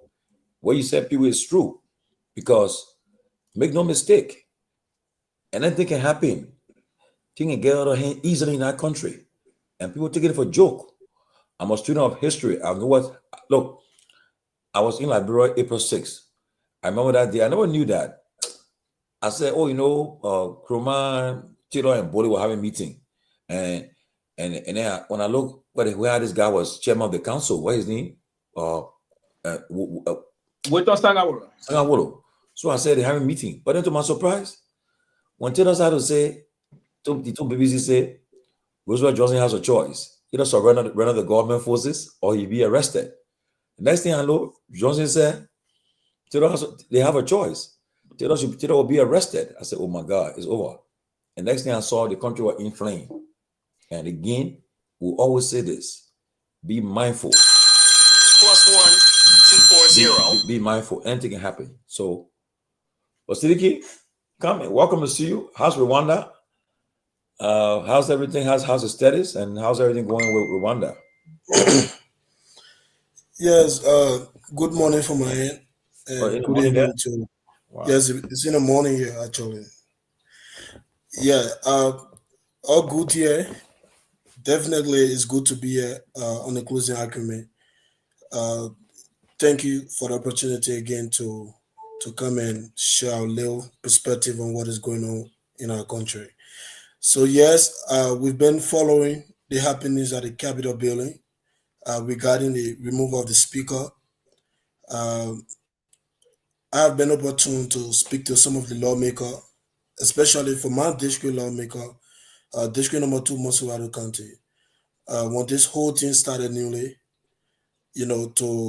but for me, it was kind of different. It was kind of different, though, because I decided to reach out to know if it actually signed, for the money business that was circulating on the social media and stuff like that. But now the whole saga have taken a different turn, where we have seen complete lawlessness, which we should not be seeing in our country, But for me, based on my observation, what I've been saying about this removal of the speaker, I see a complete disconnect between what the Liberian people want and what is happening in the House. Because I still can't understand, if Funati Kofa is removed as speaker, what difference would it make in the lives of the people? I don't still get to understand that. Or I don't really know if Rachel Kun becomes speaker today, like some of the lawmakers are really referring to him as speaker, what difference would it really make? But at the end of the day, what we want the Liberian people to understand is that the Constitution, there are processes when they want to remove the speaker, and that process should be followed. Because whatsoever that is happening today, what happened yesterday, there are some people too who believe that because Funanti Kofa was a lawmaker, deputy speaker, when Cabinet Johnny was removed, and today he deserved to be removed, even though it is a wrong thing they are doing. So you cannot do wrong to do wrong. That is a bad precedent for our country, most especially for a struggling country like Liberia who really want to see a change or even to see on a path of change. We can't be doing the same thing or we can't be defending wrong on wrong. If yesterday the removal of Cabinet Johnny was wrong, constitutionally, today Funati Kofa removal should not be celebrated by any Liberians who mean well for Liberia. And some of our lawmakers, yesterday I listened to, I don't know, one Kole, I don't know, it's James Kole from Bon County, referring to Speaker Kofa as former speaker. And some of them have already started to implement the committee they were appointed to. Today I saw a lawmaker again, I don't know which committee was appointed to. He had a meeting with Stava from the House of Representatives. It was very, very unfortunate. But at the end of the day, like I said to you earlier on, I see a complete disconnect, from what the Liberian people want, because the Liberian people voted for change. They voted for at least by this time of this year to see a difference in their lives. But they're not saying that.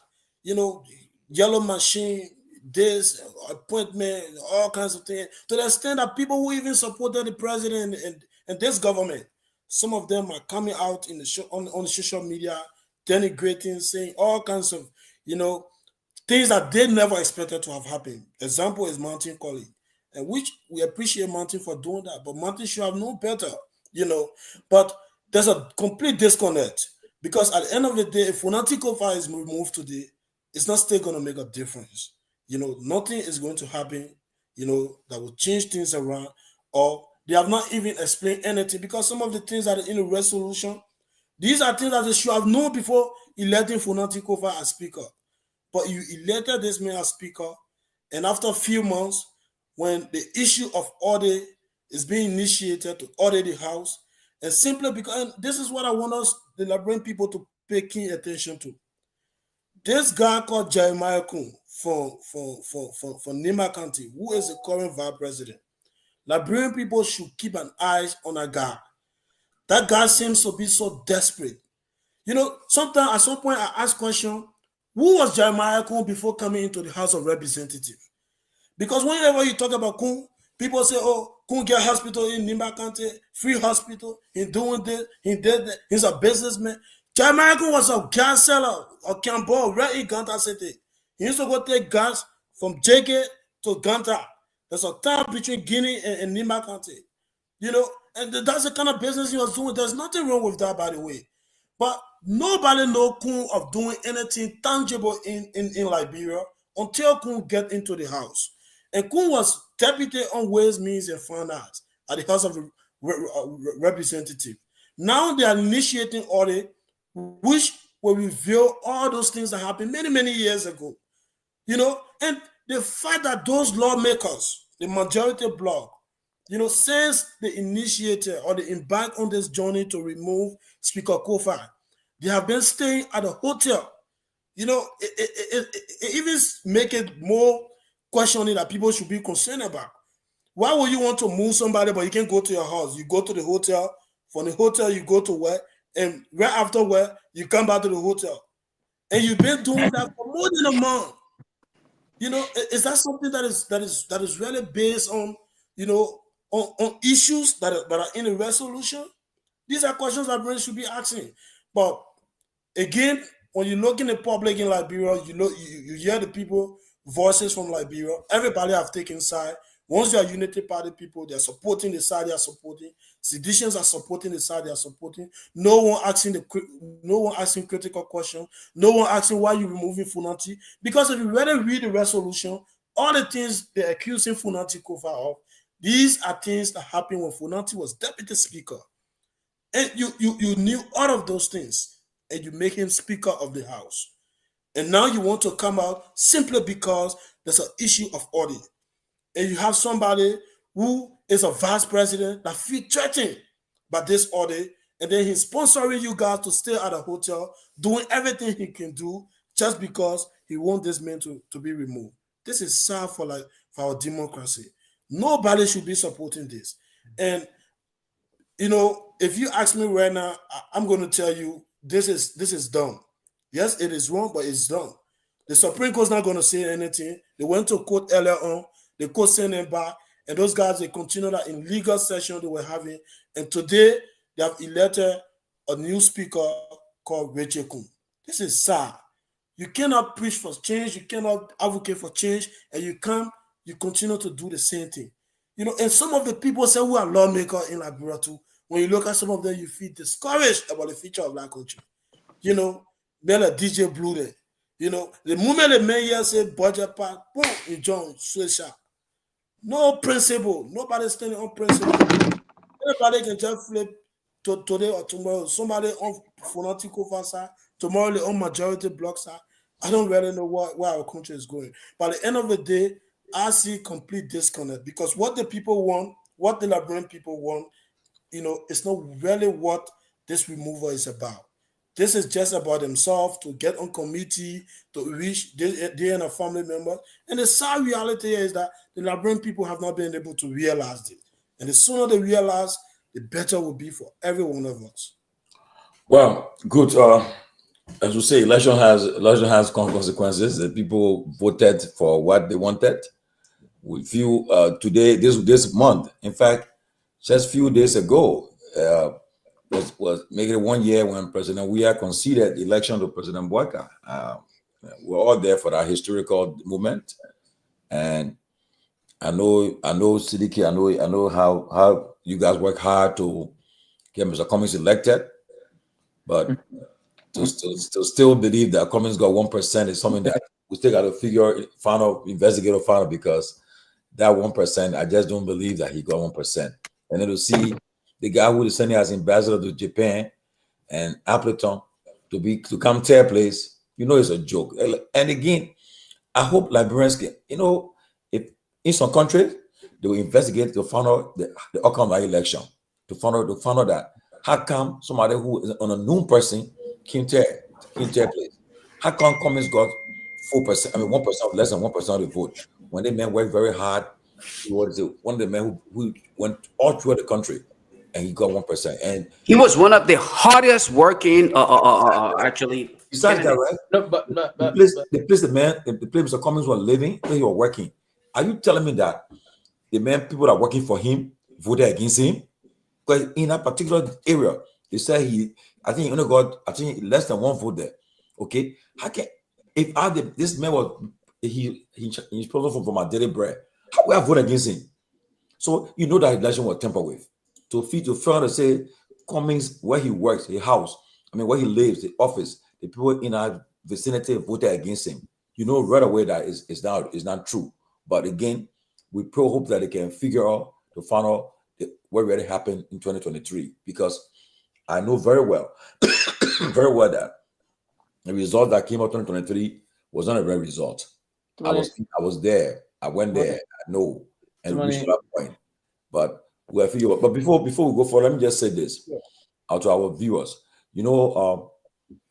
This time of the year is when we try. This is a time when we really reach out to our guys in Liberia, who they are working without no compensation, but they're doing it for voluntarily doing things for us and everybody. So we will be putting up Cash App and Zelle information wherever you got. Help it, contribute towards the holiday season. So that right now, even people in Liberia complaining, they say a rough day. Then, so to speak, our guys who in the studio, whether rain and sunshine, they're there with us, and they come every day, get on motorbikes to go back home. But right now it's about 11 o'clock in Liberia. After 11 in Liberia, almost 12 midnight. The guys got to go home. They go Ghana's places on motorbike. So I pray in your heart, wherever you got, contribute towards them. It at $5, $10 for now to the 23rd of December. Every day you come, you get $5, $10. Put something there for them. So at the end of the day, we'll share with them on Christmas before they eat, or the 23rd at least. They can have something to eat for their families and buy something for them and their families at home. The guys who are the guys that control the generator there, the guys that keep the show on live, the year on radio in Liberia and throughout. Please, Peabody will be putting up the the cash out information and the Zelle information. For us in America, you know, all of us there that come on here, everybody get paid. Everybody will get paid, and the family will enjoy. They'll send honey back to the family back home too. This week coming is Thanksgiving. Our kids are on vacation now. They will be having fun on Thursday, eating all the food. For me, I told people I want to eat Liberian food. I eat no turkey. I eat my tobagi. I'm going to eat and have fun, enjoy myself Thanksgiving Day. But let's think about people back home. Please help them, help us to help them too. We appreciate you. So please, wherever you got, $5, $10, just send it. If you get it every day, you send every week, you send it there. For now to the 23rd of December, it will help a lot. Please, we beg you, please. But Pewee, let me hear from you. Yeah, thank you. I hope I don't want us going back. There have been a post-mortem or have been a kind of a surgical autopsy conducted in the past elections. Our electoral process is so unique in a way and manner that it's difficult to just regulate. Pewee, ask you a question. Honestly, a straightforward question. The election of 2020 was free and fair? I believe it was free and fair. Free, so fair, and transparent. I believe it was free and fair. But Appleton got it. He earned the vote. Listen, you have to. There was no intent to give Appleton vote blankly. And I have been involved into different kind of a tracking of pools, right? Doing different survey and understanding the matter of those things. Sometimes electoral process gets shifted sometimes. It's a science, to money. Again, most of our people would be a little bit baffled as to how it came about. What's the intent of giving Appleton vote that he doesn't accrue? What's the intent? So I don't really want us taking time behind that process. The intent was to make CDC go for second round. That was the intent. There's a conversation I don't have to get into. And for some level, I don't get to certain conversation. So to many, as I was saying, there's no reason whatsoever. Go back to and reflect on Mr. Bronskin days. There are certain people in the electoral dispensation, and we have to have a process of a culture and study on those things. There are certain elements, certain electoral dispensation. They are not just likable. They are not electable. They are not likable. The thing happened to Mr. Bronskin, right? They're not electable. They're not likable. Look at the trend of the history of the electoral process. Go through the history of the contestation. Go through the history of the contestation. Go through the past line. Go through this line. Go through Mr. Bronsky line and go through. Listen, I don't let you go deeper into those kind of a line. The intent of the electoral history process is that you see the electoral track record and you determine who can win the election in Liberia. Now, this coming election in Liberia, if you are to track the process, it will be around the circle of individuals that have played in Liberia. That's replete of the Liberia historical contestation. What would be the case?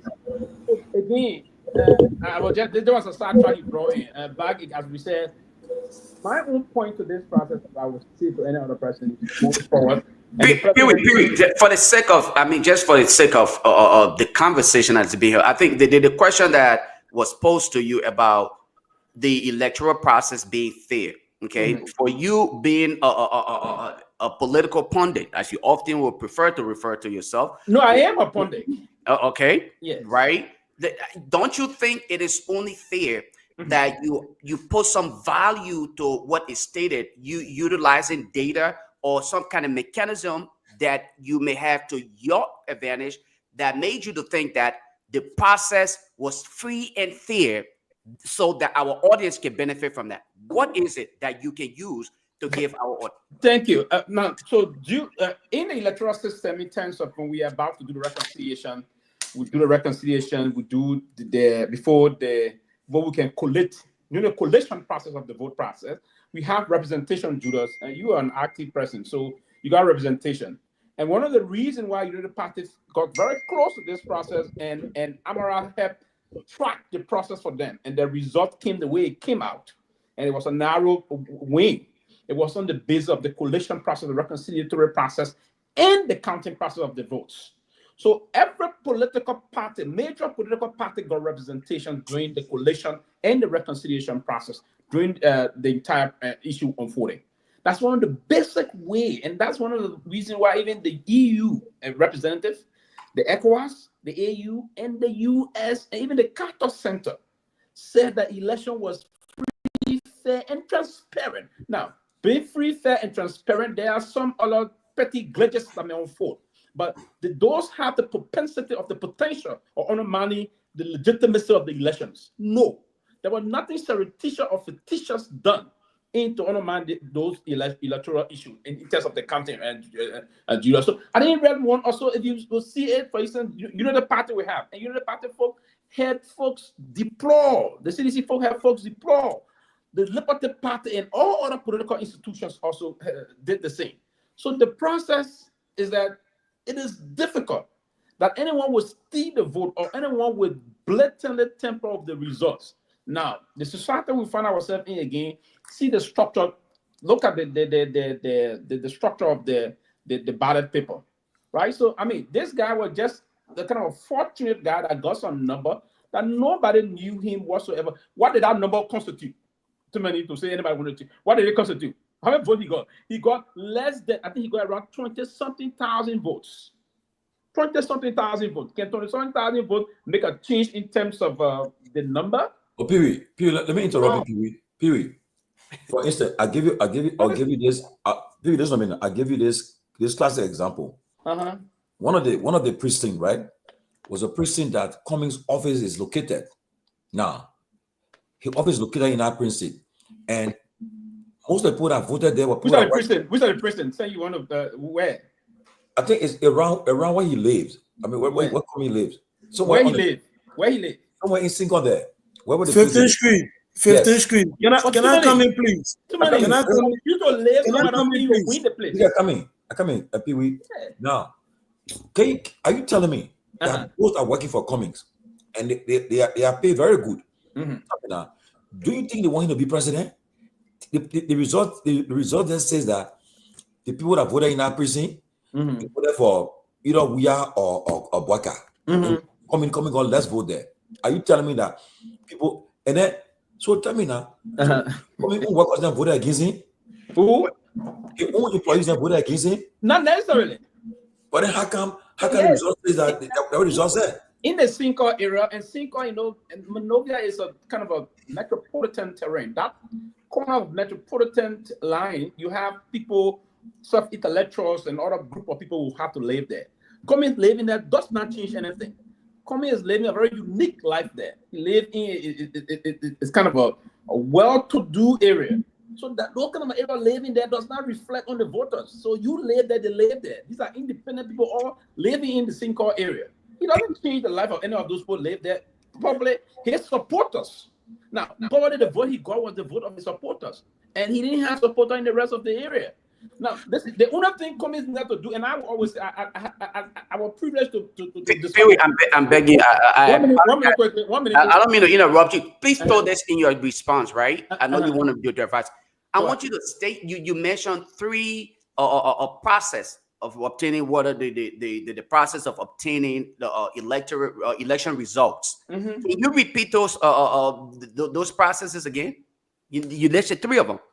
The issue of, I'm not getting the result. The first of it's going to the result. I'm talking about after when we close the polls, right? We have the reconciliation process where we reconcile the ballot. We come to the collation. The collation is where we put all the ballot in perspective and the tallying of those ballot papers. Those are the critical areas where poll washer and party representation is very germane in terms of protecting the sanity of the electoral process.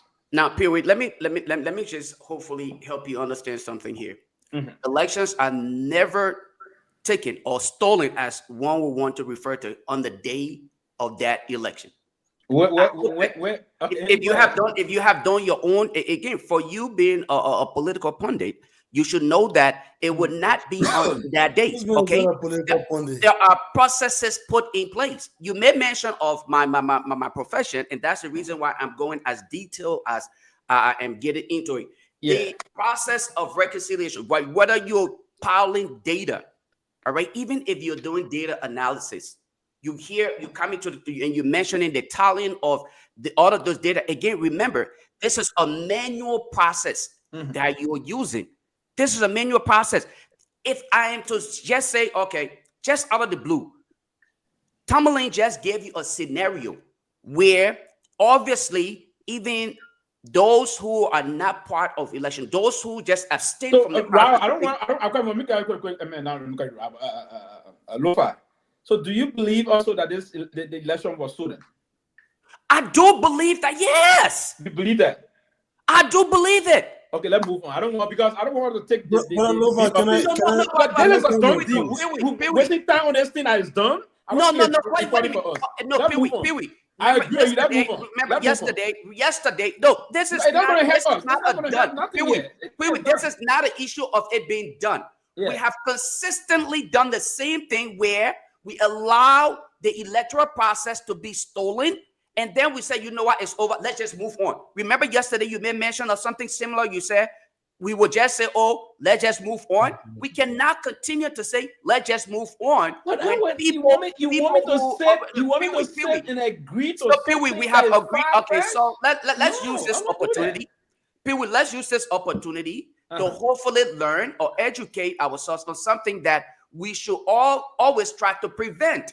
There are opportunities for us to implement electoral process that will prevent some of the concerns that Tomalin is raising over here. But for you to sit here and openly tell us that the electoral process was free and fair because of our neighbors No.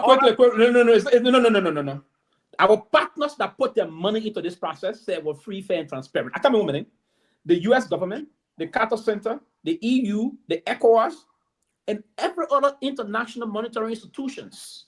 How many of those? They said were free, fair, and transparent. This was a manual process. This was a manual process. Where were those? No. You said me. You're trying to refer to me. I'm not the one that even said that before. No. I said you referenced the fact that because you are referencing their statement. Yes, that's what I'm saying. Yes, you reference they paid their money in the process. They say it don't matter. You can pay your money for a specific event and still don't see it come out right. Why should the EU spend close to $20 million and send a representative? How many of those representatives did we have from the international community? How many of representatives were in Liberia? We had an EU representative. How many of them? Give me quantity. Don't just stay in general. Give me quantity. How many of them? Yes, how the EU quantify their presence. Yes, how the EU does our representation. They send that across the country. And across the country, every district, every electoral cycle area. That's what they do. So it's an adequate representation. Quantify their presence. I want to do that off my head because I don't have the record, and I'm telling you that folks who were on ground because we were making phone calls to various districts and other persons to inquire. Some of those places, those representatives didn't even show up there. They simply made phone calls and inquire as to what show up all over. No, it's not that bad. They won't show all over. No, it's again. You just said they were all over. You just said they were all over. They won't show all over. They will have percentage of. Now, here's what they do. Those representatives will have to be spread across the world in terms of representatives when they won't go to every single institute area, right? They will do the line in terms of they will cross in the level that they will get an understanding. That's why I was fair, transparent the process. That's why I was clear, and that's why I was clear to actually to that's a mechanism to deploy, and that those mechanisms you could have quantified. Okay, so you could have quantified the presence. You could have said, okay, of all of the 15 counties or the however district. Let's they say went across the 15 counties, but they were not to every polling center or precincts, if you will. So you're saying they were present. You're saying they were present at every precinct. No, not necessarily every precinct. All those efforts, yes, every precinct. So what are you saying? 1 minute they can't be everywhere. Yeah, every precinct. Let me put it that way. So now you're saying they were present at every precinct. Every precinct, yes. That is not truth. No, that is true. Bro, Lofa, can I make my point, please? Can I get 2 minutes of our time, please? Okay. First of all, Brother Pewee, this conversation is not about Kumis. This is what I want us to get straight. I made a point, and Brother Tomalin decided to buttress, our effort and the unrealistic result that came out of that election. And you came here, trying to be condescending, Kumi is not winnable. He's not this. He's not that. But no, I didn't call Kumi's name. Listen. Let me tell you something. If there's gonna be the story, I don't think I would just be on your party. Wait. Listen. I didn't call Kumi's name in this process. I said there are certain elements that are not electable and likable. I didn't call Kumi name. Okay, just give me time. I don't like to call his name. Right? Okay, no, just give me I don't time. like to call his name. He didn't call his name. Just give me Certain time. elements. Yeah, I said certain elements. So I don't know how you can comprehend issue. I didn't call his name. I said just give me time, right? please, So brother. if you want to call Kumi Nina, you're not calling your name. So Okay, yes. Give me time, please. I just said certain elements. I didn't say This is not funny. This is not funny, brother Pewee. No, People watch this show. I know it's not coming. I know. People watch this show, and I watch this show almost every day. And whenever people come here, this is what you do. We always try to belittle other people and make yourself like political pundit. And you're not political pundit. This is what I want to make clear here tonight. Forget about Kumis, whether he's winnable or not. Forget about Kumi. People who are winnable. Joseph Boakai is winnable. Joseph Boakai is the president. Almost a year now. What have you been able to do to make a difference in the people's life? George Weah was winnable. George Weah was president for 6 years. What George Weah did to make a difference in the people's life? You know, don't forget about your own party chairman, your sedition. When the CPP agreement was coming to an end, they invited Jallah at that ceremony. Go and listen to that. It's on record, it's on the radio, it's on some of those media outlets that was there. Jallah said on that stage that day that the CPP 1% is questionable. And you sit on a show and say Kumi is not winnable. Kumis is not winnable. You know, all that kind of stuff. Forget about Kumi, my brother. Kumis is good. And brother Tomalin, about the election, Kumis trying to challenge the result or not. Kumis is just an individual. And what happened to Kumis? You see what happened to Funanti today? It is about the rule of law. And so if Liberians think this is just about Kumis, the election Kumis will rob of his vote. Every opinion poll that was conducted before October 10 placed Kumis at a third place. You know, not only that, right after the first round of the election, everyone who was sinking the support from political parties, whether the CDC and the Unity Party, people were going to meet George Weah and Joseph Boakai. But George Weah drove to Kumi's house. The man will get 1%. Joseph Boakai drove to Kumi's house. And you come today, this conversation is not about Kumis, it's about the speaker removal. And you want to be condescending and say, oh, Kumis is not winnable. There are just certain people that are not winnable and stuff. This has nothing to do with how our country can be in the next 6 years. And so for us, we don't want to focus on that, brother. Every day people come on the show, people listening, you always place yourself as someone who is a political pundit. And at the end of the day, everything that is going on in our country, you and I affected. And so you don't really care. You don't really care. Because the thousands and millions of Liberians that are in our country, they don't have access to electricity, healthcare, jobs, and so on. You don't care about those people. All you care about is to come and sit on this show and preach your CDC agenda. Seditions, your party chairman right now, Jallah, said at the dissolution of the CPP agreement that the 1% of the CPP is questionable. And you come there and say Kumis is not winnable. Thank God Kumis is not winnable. And we don't even want Kumis to be winnable. The people who are winnable, let Liberians continue to listen to them. Let's see how the country will be. This is not about Kumis. This is about Liberia. And so if certain people feel that this is about Kumis, today is Fonati Kofa. Yesterday was Kumis. They took the main vote for him. They cheated him. Who know Apeton? Nowhere in the world, nobody have heard about Kennedy. And right after the election, they make him third play. Like magic. And you sit on the show, you say you don't want to denigrate. Kumis is not winnable. I just certain people not winnable. So let's move on. This conversation is not about Kumis. Kumis is good. Have you heard Kumis speaking out? Let's move on. Let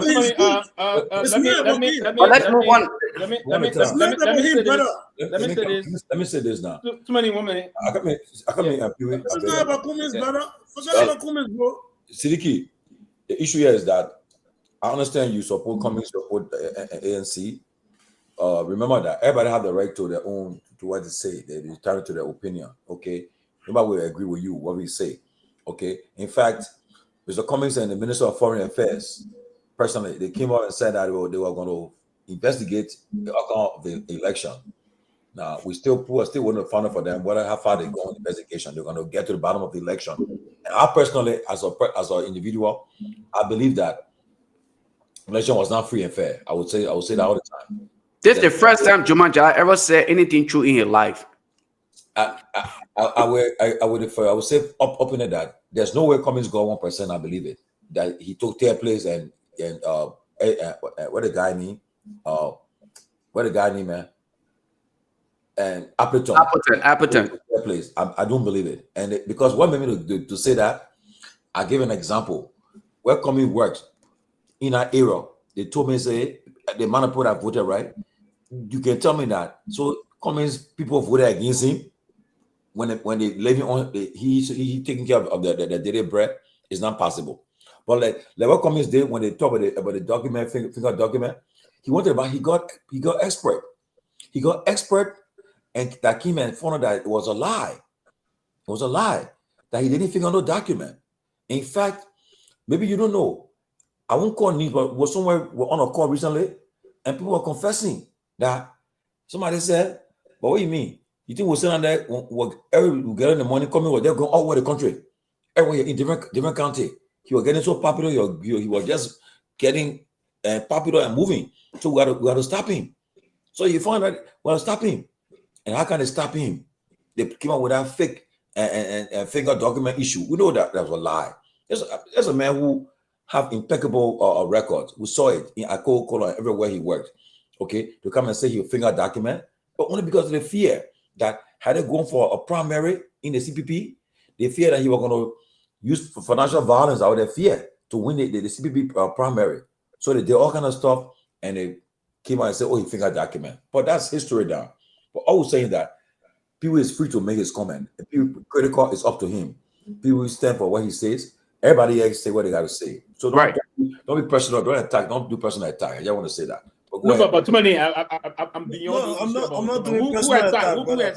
Nobody man, come on. I'm not doing. Don't say out there. Anybody got the freedom of saying what they want to say to the attack. Attack Pewee. Come on.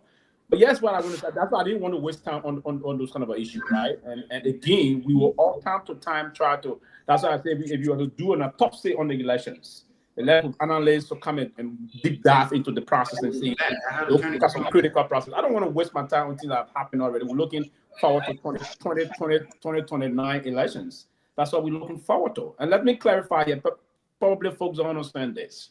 I am not a card-carrying member of the CDC. I am not the CDC, and I have time to time, and part of the reason why I got some of my folks sending me messages when you join, I'm not the CDC. Before I left from here, 2007, after completing my first postgraduate program, I've decided to support former President Weah in the 2017 elections. And I declared before leaving from Arizona to go back to Liberia. I've never joined the CDC before. I was a passionate supporter of Mr. Weah presidency. So I thought to make this clear, and this would be my last time saying this process. But I thought to actually make comment on, and that's where I was headed when we got pushed back to this history that is already set in the country process. We look forward to more competitive elections coming up, too many, but what the president said today in Freetown or Kenema is concerning that this is just a normal legislative practice. This is beyond normal legislative practice. I'm appalled. I'm disappointed as to the way the president engaged this issue. That's what I was saying. I'm disappointed in a lot of folks around the Liberian presidency today. If you come and sound the way the president sounded, that is a normal issue. This got the proclivity of undermining the legitimacy of your own presidency because it borders on constitutional issue. If the country is not moving in the right direction, that's a serious problem, particularly when one branch of the government is not functioning in line with the Constitution. The Constitution is clear. We've gone more than 5 working sessions there now that one of the houses have not been functioning very effectively, have been paralyzed by this inconsistency as to the speaker being in battle and bunch of renegades trying to push the process that are trying to undermine the speaker. So I would think, Mr. President, to say it's a normal legislative practice, we have to go back and dig deeper into this process to understand this is not normal. The border of our constitutionality, right? It's a serious issue that we all need to focus on. And moving to protect this issue, we have to be clear on it. Now, we do have a stake in the Liberian political process. We've been having stake in the political process more ever since we started having these things. There will be some sinister plan by other ulterior individuals that want to dig and undermine the system. We always have to move to do that. And again, representatives from our country will try to do these things, and it is not working the way we want them to do it. So I would think, from my own personal line, I want to say that I believe that there's a way we can work around this issue. The only thing that can help us now is for the court to come out decisively. When the Supreme Court to speak and speak loud, more decisive, then it will set the precedent for us as the beginning of moving forward towards protecting the rule of law. Protecting the rule of law versus protecting our democracy is very cardinal. It's very important that we emphasize on those things. Now, the emphasis we're going to push on those things, these are the more important things to talk about than too many of you talking about things that have already happened, right? And I think it's important because the reason why I'm saying it's important is because it's ahead of us. Right? Lofa, it's a process about undermining the same democracy. And it's important, Lofa. I will hope and pray the next time you come, you have a kind of a system to put in some mechanism that will help prevent, and you also go and observe some of the process back in the country, Lofa. That's why I encourage you. I encouraged my friend brother last time, and he didn't always talking about me going back home. Pewee. So How was my physical presence in Liberia? Anyway, go ahead. I'll let you land before you start me to it matters a lot. So I want you to go back, or us go back, as we can do. For me, every 3 months I'm on the ground, and I got a lot of stake in the country. Beyond all the things we have, we do a lot of things in the country and other things. So let it be very critical. Lofa, I agree where you observe some petty issues that is loosened up a little bit, we can tighten those things. It is part of the process of tightening the democracy. It's important. No one when they come here is going to, some of we came from the history, from the background of promoting different democratic institutions. And it is part of that we're going to continue to do. Who will be the next president of our country tomorrow? It's important. Who is the president today is also important. I didn't support Ambassador Boakai. But again, my own sin I've committed when I come on this show, and folks believe that they want me to say things the way they want to hear it, and I'm not going to do that. Yeah, if I come and say something, if I come and just start saying what I want to say, you'll see, no, I'm not going to do that. My dear brother and sister, I won't do that. But what I would do is that I would speak my conscience. And that's the kind of person I am. If I believe this is the system, and I'm not talking that I know everything. No, I don't know everything. But I know enough to not deceive myself. I know enough for anybody to not deceive me. So that's the line. But everybody want me to come and say, attacking the government. Well, no, the me is Pewee from Lofa County. It doesn't mean I'm supporting a Lofa president. No, I'm not that person. And then me also quickly before I learn, the me is Pewee. This Pewee I don't want a job. Y'all will be surprised that they are here. If I wanted a job in the Unity Party-led government, trust me, I'm in Monrovia. Even if that deputy minister job I will get, I don't want it. Just so y'all understand that I don't want nothing. I don't want it. I can sit there and eat my bitter ball dry rest. I'm comfortable. Yeah, I'm comfortable, Lofa. Honestly, I don't want job, but again, I will speak my mind. I respect every human being. I'm a kind of a team player. What I do, I strike the balance in terms of my political process. And that's the kind of thing the kind of person I am, right? So I am. So I studied political science, studied public administration, studied leadership. So all those things are balanced then. It's not an issue of not going to go do this and that thing. I master my art. And I will say it the way I want to say it. And I will say it the way I feel. Lofa thing you're going to teach me. All right, we're all going to go work it together. So Pewee, let me, I like when I hear you speak passionately about your profession, your experience, your academic achievement. I admire all of those things. And here's where I think you and I differ a little bit when we talk about, because at one point in time, you made mention of the fact that, hey, it's okay for us to reference history. I'm one person who don't. I rarely talk of my profession. Okay, people who know me for what I do will say it. I'm not the one to come out here. Oh, I do this. You often say it. You maybe don't understand. You're an artisan. When we're in the back, when a conversation in the back. On the show. So I never mentioned of me being an IT. I know. Somebody else may have mentioned it, but Lofa, you have said it before. Even when the guy with LTA came here, you were. Okay. Well, at that point, yeah, LTA was here. Okay, no, but you was having LTA was here, and that falls within my domain. So of course, I needed to exhibit what that's not like what people. But anyway, it's not that important though. I really what I say, right? Go ahead. Okay, so just based on my profession, my understanding of things is you must identify the source of the problem. Okay, you identify the source of the problem, and then you apply possible solution, or you can quarantine the problem until you find that solution. You want us to ignore what got us to where the president is serving us today. All right. Part of why we are here today is because President Boycott, that Jallah said, probably contributed to the fraudulent electoral process. And I'm using Jallah's words. Okay. So now we have him. Should we not observe or start to prepare for and prevent future reoccurrence?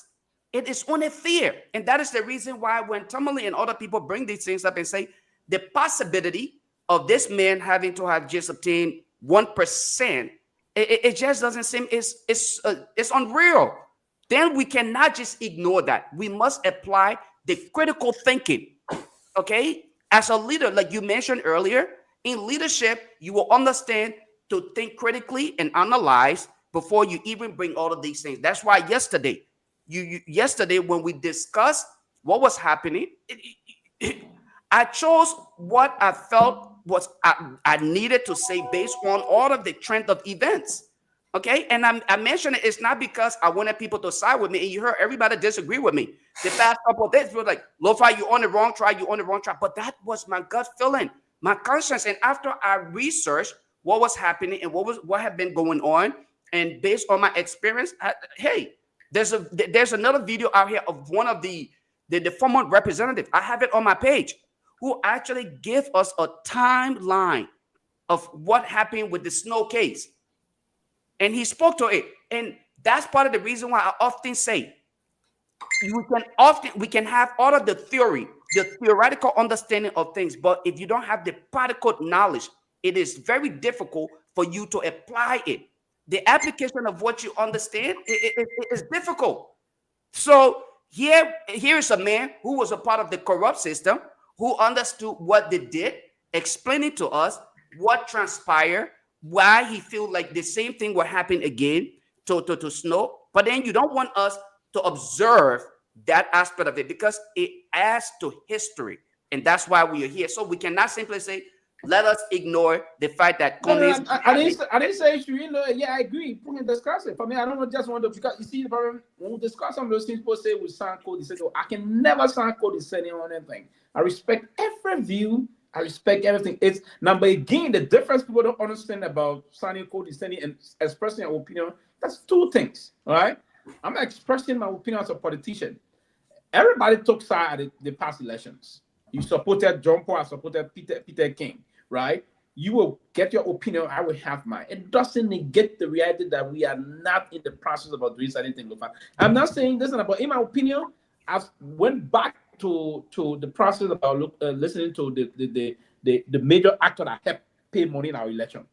The U.S. government said we're free, fair, transparent. The EU said we're free, fair, transparent. The Qatar Center said free, fair, transparent. The ECOWAS said AU. I mean, who am I to say otherwise?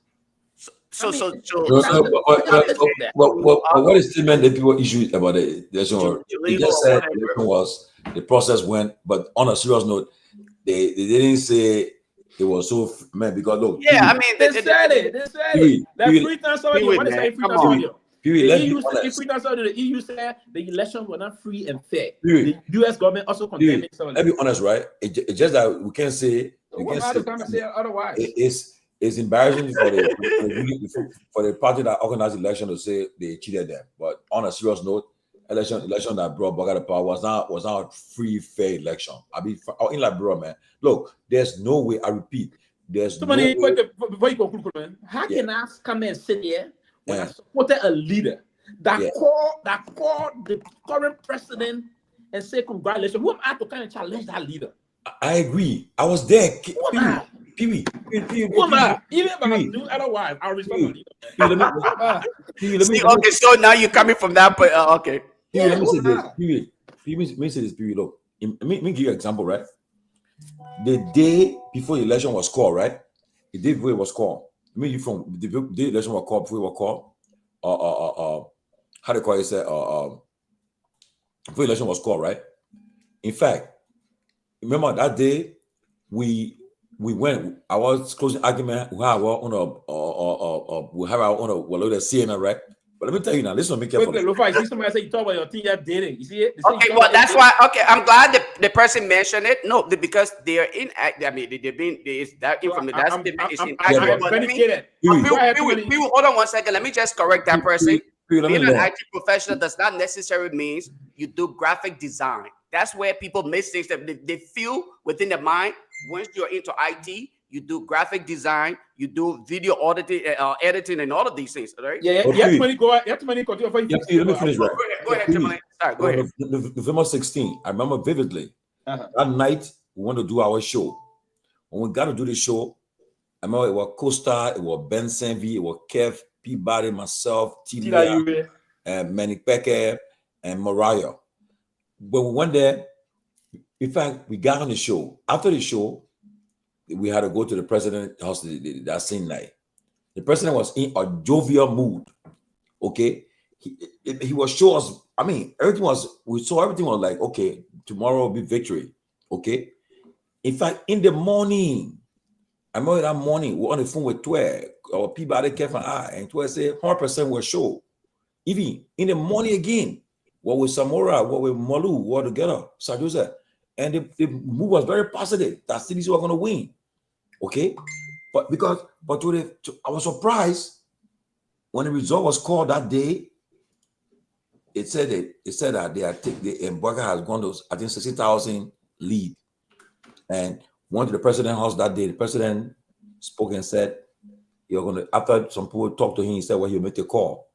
But what I'm trying to tell you is that to say that, oh yeah, because the president conceded, I mean to say election they were free and fair. No, in fact, at one point in time, Madam Gongloe, she was in Nima. She said the people are cheating here. She was saying that day. Now they say, she said, Tomalin, I'm telling you right now, yeah, they're cheating all right now, yeah. Okay, but again, I've been the captain, and somebody cheat me in my captain. Yeah, I mean, we understand that one, but that passed. But to tell the people, say 2022 election were free and fair, I would not, especially to say where communists with people that work for him will vote against him. You believe that thing? No. But again, I pray that with one day we'll find the get the battle and find out what happened in 2023. We'll find out one day. Okay. But before I go forward, before I welcome Robert, let me say we will have Sarah Dopo will be with us again. Sarah will be with us Monday. I'm sure she'll be with us Monday. And the Unity Party will be sending one of the surrogates here. We welcome him. The platform is open. Abu S. Kamara will be with us Monday. Who Abu Kamara represented? No. From the Unity Party. Oh, sorry, not Unity Party. So they believe that the platform that is not opposition platform for everybody. So he will come here. He will defend the UP position. Also next week we'll be talking about the MCC scorecard that Liberia passed, but they dropped. When Liberia passed on a wheel last year, they passed 14 out of 20 indicators. This year they passed 11 out of 20. So we fell. We're discussing next week also about the issue about the press conference that Garguah had, okay, where he said as of 2025 January, government employees will make 150. Give me a break though. That decision was made by President Weah. He started paying government employees 150 the least. So they can't create a set of credit. We are the one that said we are made them so poor making $85, $75. When we are to over, in your last national address, he said, effective immediately, you should carry all civil servant pay up to at least 150. So the credit should go to him for that, not them. But we have all of that next week. But I don't want to announce. And then before Robert is presently he's not in his own state. Tomorrow, you know, our brother Kev Hassan is getting married, and Robert's already on the ground. And I know Ben Sanvee, myself, Peabody will be joining him tomorrow to cheer the brother up for his wedding tomorrow. But Robert's already in Maryland on the ground. So I always see Robert shaking there. But we'll all be tomorrow and in Maryland. But again, finally, don't forget, let us take care of our guys in Liberia for the holiday. Please, guys, bless them. Please, please, please. Robert, you can chime in quickly. Hey, listen, man, I've been following the show. It's good to see all you guys on. It's a phenomenal show. I see Lofa looking like he drank a different Kool-Aid today, so he looks like he's gradually coming back on track. That's awesome. They came funny. But it's really back on. But you know, it's our brother Kev Hassan wedding. It's a big day. Everybody who is in town, and it is Neo Progressive. The ladies and gentlemen, I have a special guest here today to say hello to us. You know, we kind of Kefico is making. Kefico, what's up? You're not dreaming about a blue moon, right? I know, right? Oh yeah, the blue moon. I like that. I knew it. How you know the man drink? How you know the man drink so?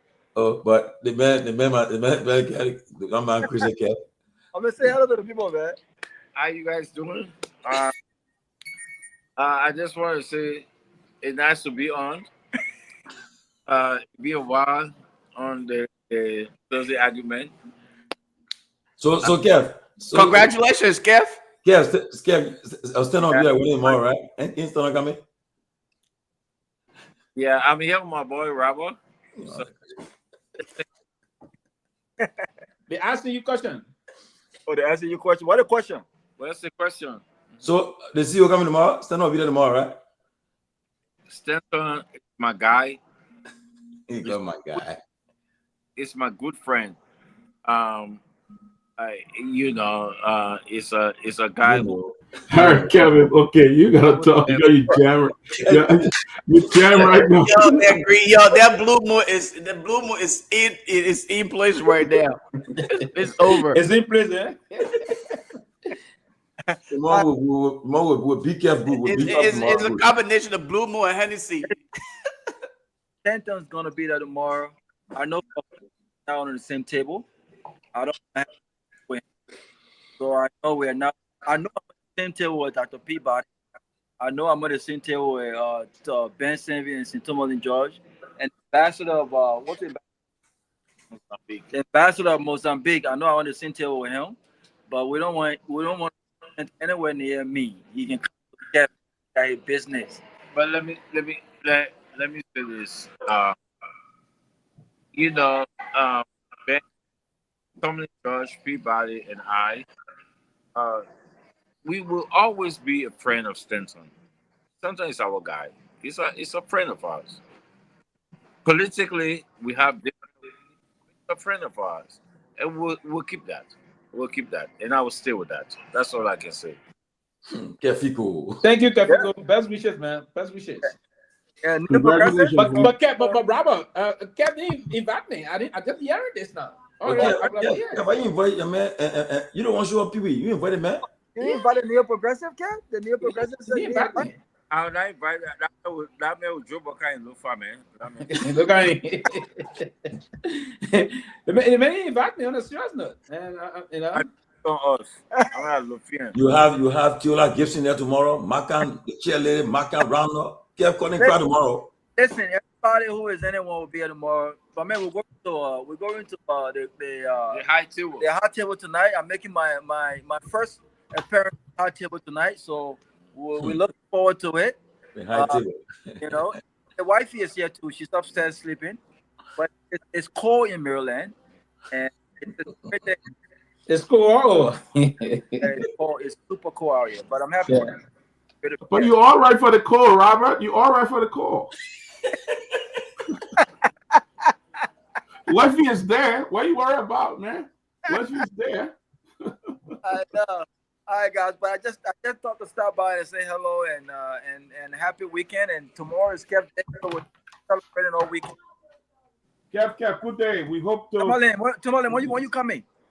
I'll be there tomorrow morning. Tomorrow morning, okay. All right. How many people on the platform like this now? I see a lot of people there. You left. Your site is supposed to be open. Yeah. You left. Nobody's driving you, Kev. The more you can use it. Unlike my platform, I can man platform. No, no, we might have come back. We might have him come back, but we need to go and have an in-depth conversation in the back, Doc.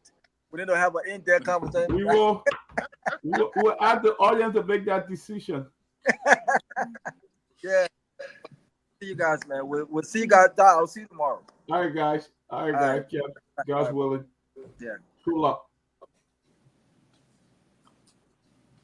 Well, what's the guy that Anthony Gay? Welcome, man. Welcome to Close and Acumen. Thank you, Doc. Thank you. Before the whole politics thing started, I met a couple of places in Trenton area, New Jersey. Okay. We even took a picture together at the funeral of the late Christmas where Emery. I don't know if you remember. I still have that picture. I invited to you. Yes. I'm everywhere, my man. I'm an ambassador. I'm everywhere. How you doing, man? Rural paying my leg gas is they came and staying for Fuluja. They get that gas. What's up, Papa guy? You guys, welcome. The show is on. You know, put your. You welcome. Silky, you one that keep coming. I want to chime in on the response of the president, right? Yeah, go ahead. Yeah, Pewee, I know you're gonna laugh because you disagree on Article 5 of the Constitution of Liberia, so I'm not gonna go there with you today. But I have always been trending. No, I disagree on the substance of the article, right? So the article just allow me to reasonably just allow me to say a few words that you can counteract. Go ahead. Good. So if anyone thinks that what your president said today while in Sierra Leone with the ongoing circumstances at the lower house in Liberia was okay, then I want to question your patriotism to Liberia. As a Liberian, we owe it to our country. This is the only country I cannot be deported from.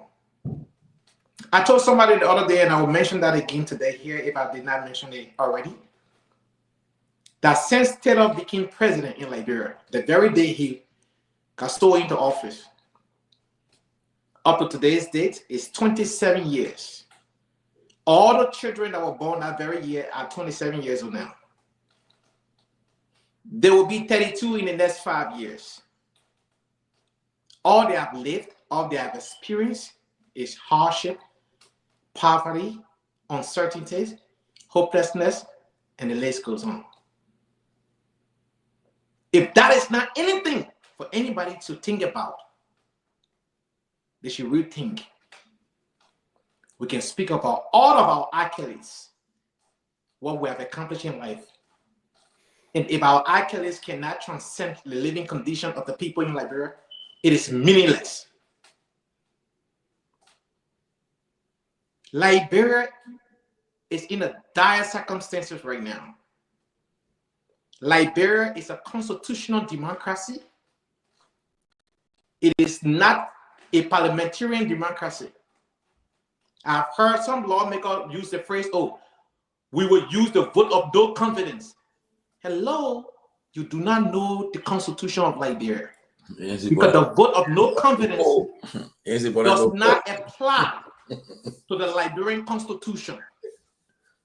Again, the vote of no confidence does not apply within the Liberian Constitution.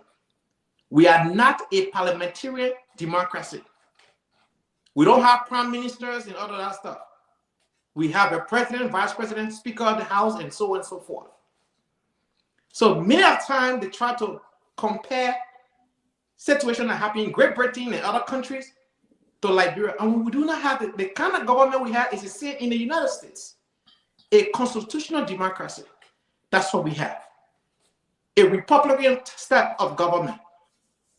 We have a bicameral legislature. We don't have two houses of the House of Representatives. We have one house. Constitutionally, as we speak, Richard Coon is not the legitimate Speaker of the House. A resolution is not an automatic removal of the Speaker. A resolution is an initiation of the process for the Speaker to be removed. A resolution has to be presented to the floor, to the Speaker, then the Speaker will recuse himself and become a defendant in the case. And a deliberation has to take place where the majority black will make their case on their accounts with that is written on the resolution. Then the Speaker will make his compelling case to defend himself. And then after which time a vote shall be taken. And if for the non-votes or two-thirds majority of the House of Representatives has to be secured. When that happens, the Speaker is officially removed from office. Anything short of that is a violation of the Constitution of Liberia. It may have happened in the past. There is a caveat to the Black Eye administration and the Liberian legislature in general that Coon will not take his seat under this process until a proper constitutional due process is accorded to Speaker Kofa. I am not a supporter of Speaker Kofa. He doesn't know me. I have never even met him, but I commend his courage. This is the first of its kind for Liberia to experience anything like this, wherein the Speaker take his stand and say, you know what? Guess what? Let me give you this example. Even if 72 members of the House of Representatives say they don't like the Speaker, they still have to go through a due process. That is the law. That is our Constitution. And the Constitution is the supreme law of the land. Article 2, paragraph 2 of Article 2. No resolution, no act, no statute that is not in conformity of the Constitution is null and void. So anything you have, your standing rule of the House or whatever rules of the House, if it's not in conformity of the Constitution, you are on your own. In my own words, you are on your own. So I just want Liberians to know and talk about quote-unquote political theater. A political theater is governed by laws. That is the reason why even in our political house, you have something called the standing rules of the House of Representatives. Also, there is a standing rules of the House of the Senate.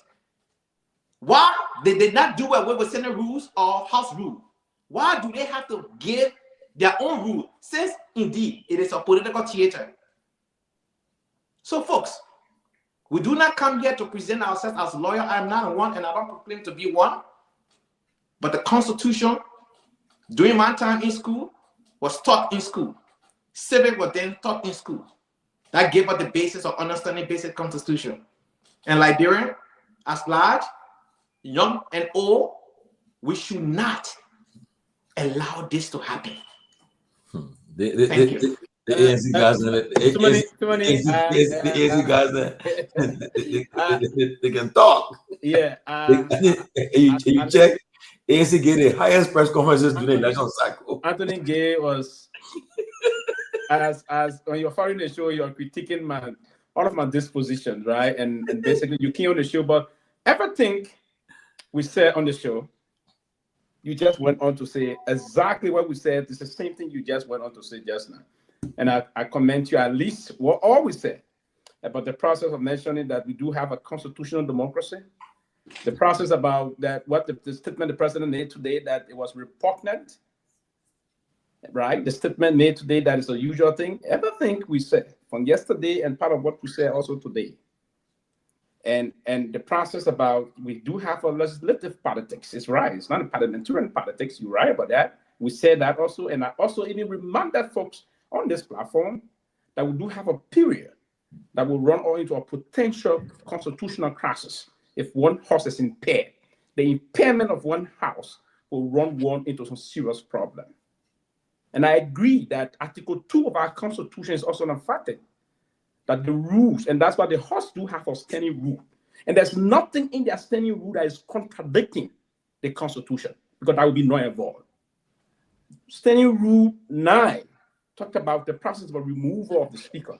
It's in conformity with the Constitution.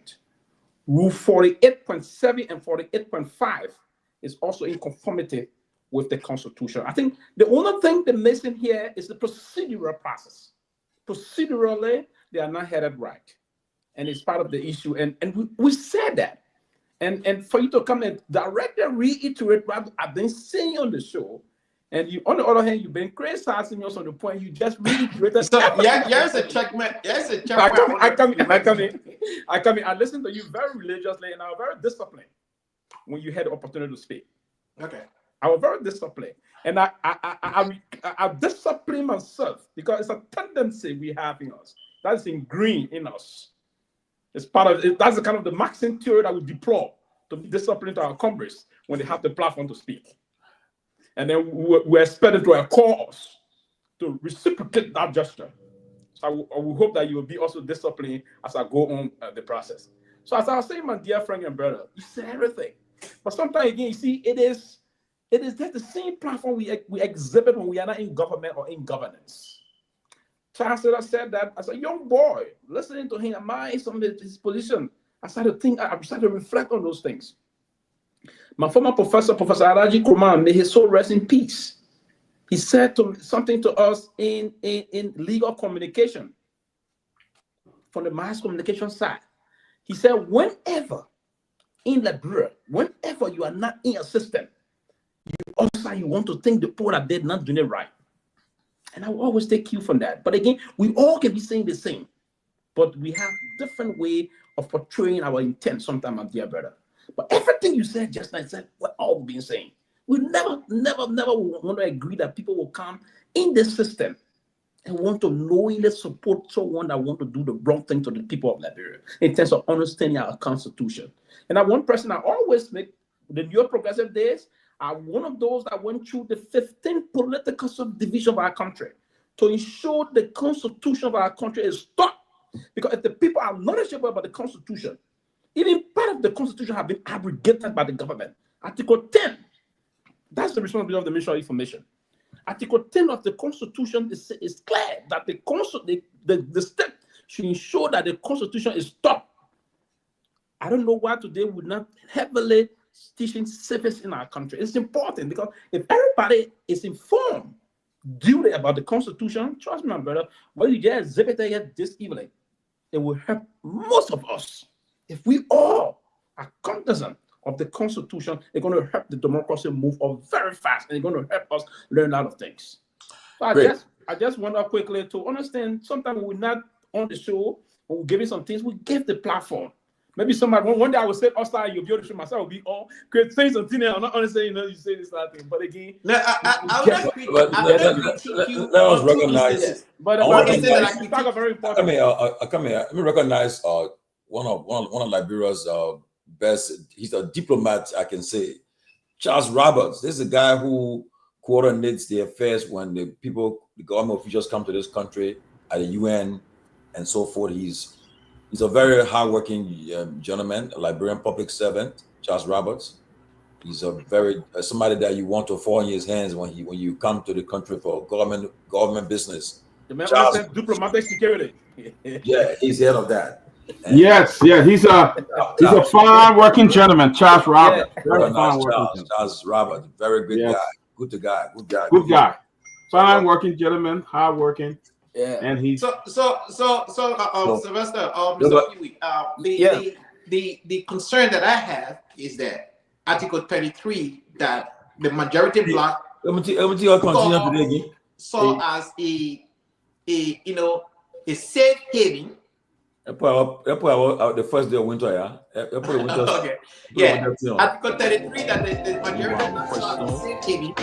Oh, man, who's doing that, man? The guy talking, you can't do that. Who put that on? Yeah, you got to mute it. Okay. Yeah, you're muted. Oh, there you go. So Article 33 of our Constitution that the majority of Blacks saw as a safe haven really didn't give them safe haven. And that is the frustrating part of it. Mm-hmm. Yes, you can have a quorum. But when Article 49 says you shall elect your speaker, and the speaker shall be the presiding officer. Presiding officer. Yeah. That is a definite command, instruction given. He shall be the presiding officer. So once the speaker is present, the deputy speaker has no function. Absolutely.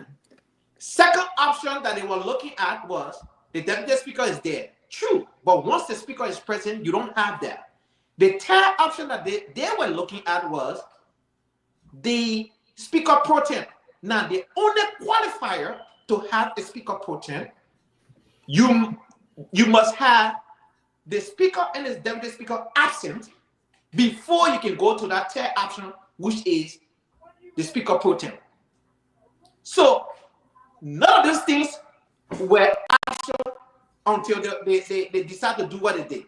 So every time they meet, it was never something we call plenary non-session. It was mere a meeting per the Constitution. Once the speaker is present and you refuse for him to preside, you are having a meeting. Because the plenary is the highest decision-making body of the legislature. So again, we should not even be what we are now if this guy understood the Constitution. And I just thought, to make that point tonight. Yeah, but guys, as we said, let's see what happens next week. It's a very crucial week in this whole impasse. The Supreme Court, the full bench will be looking at the petition filed by the speaker.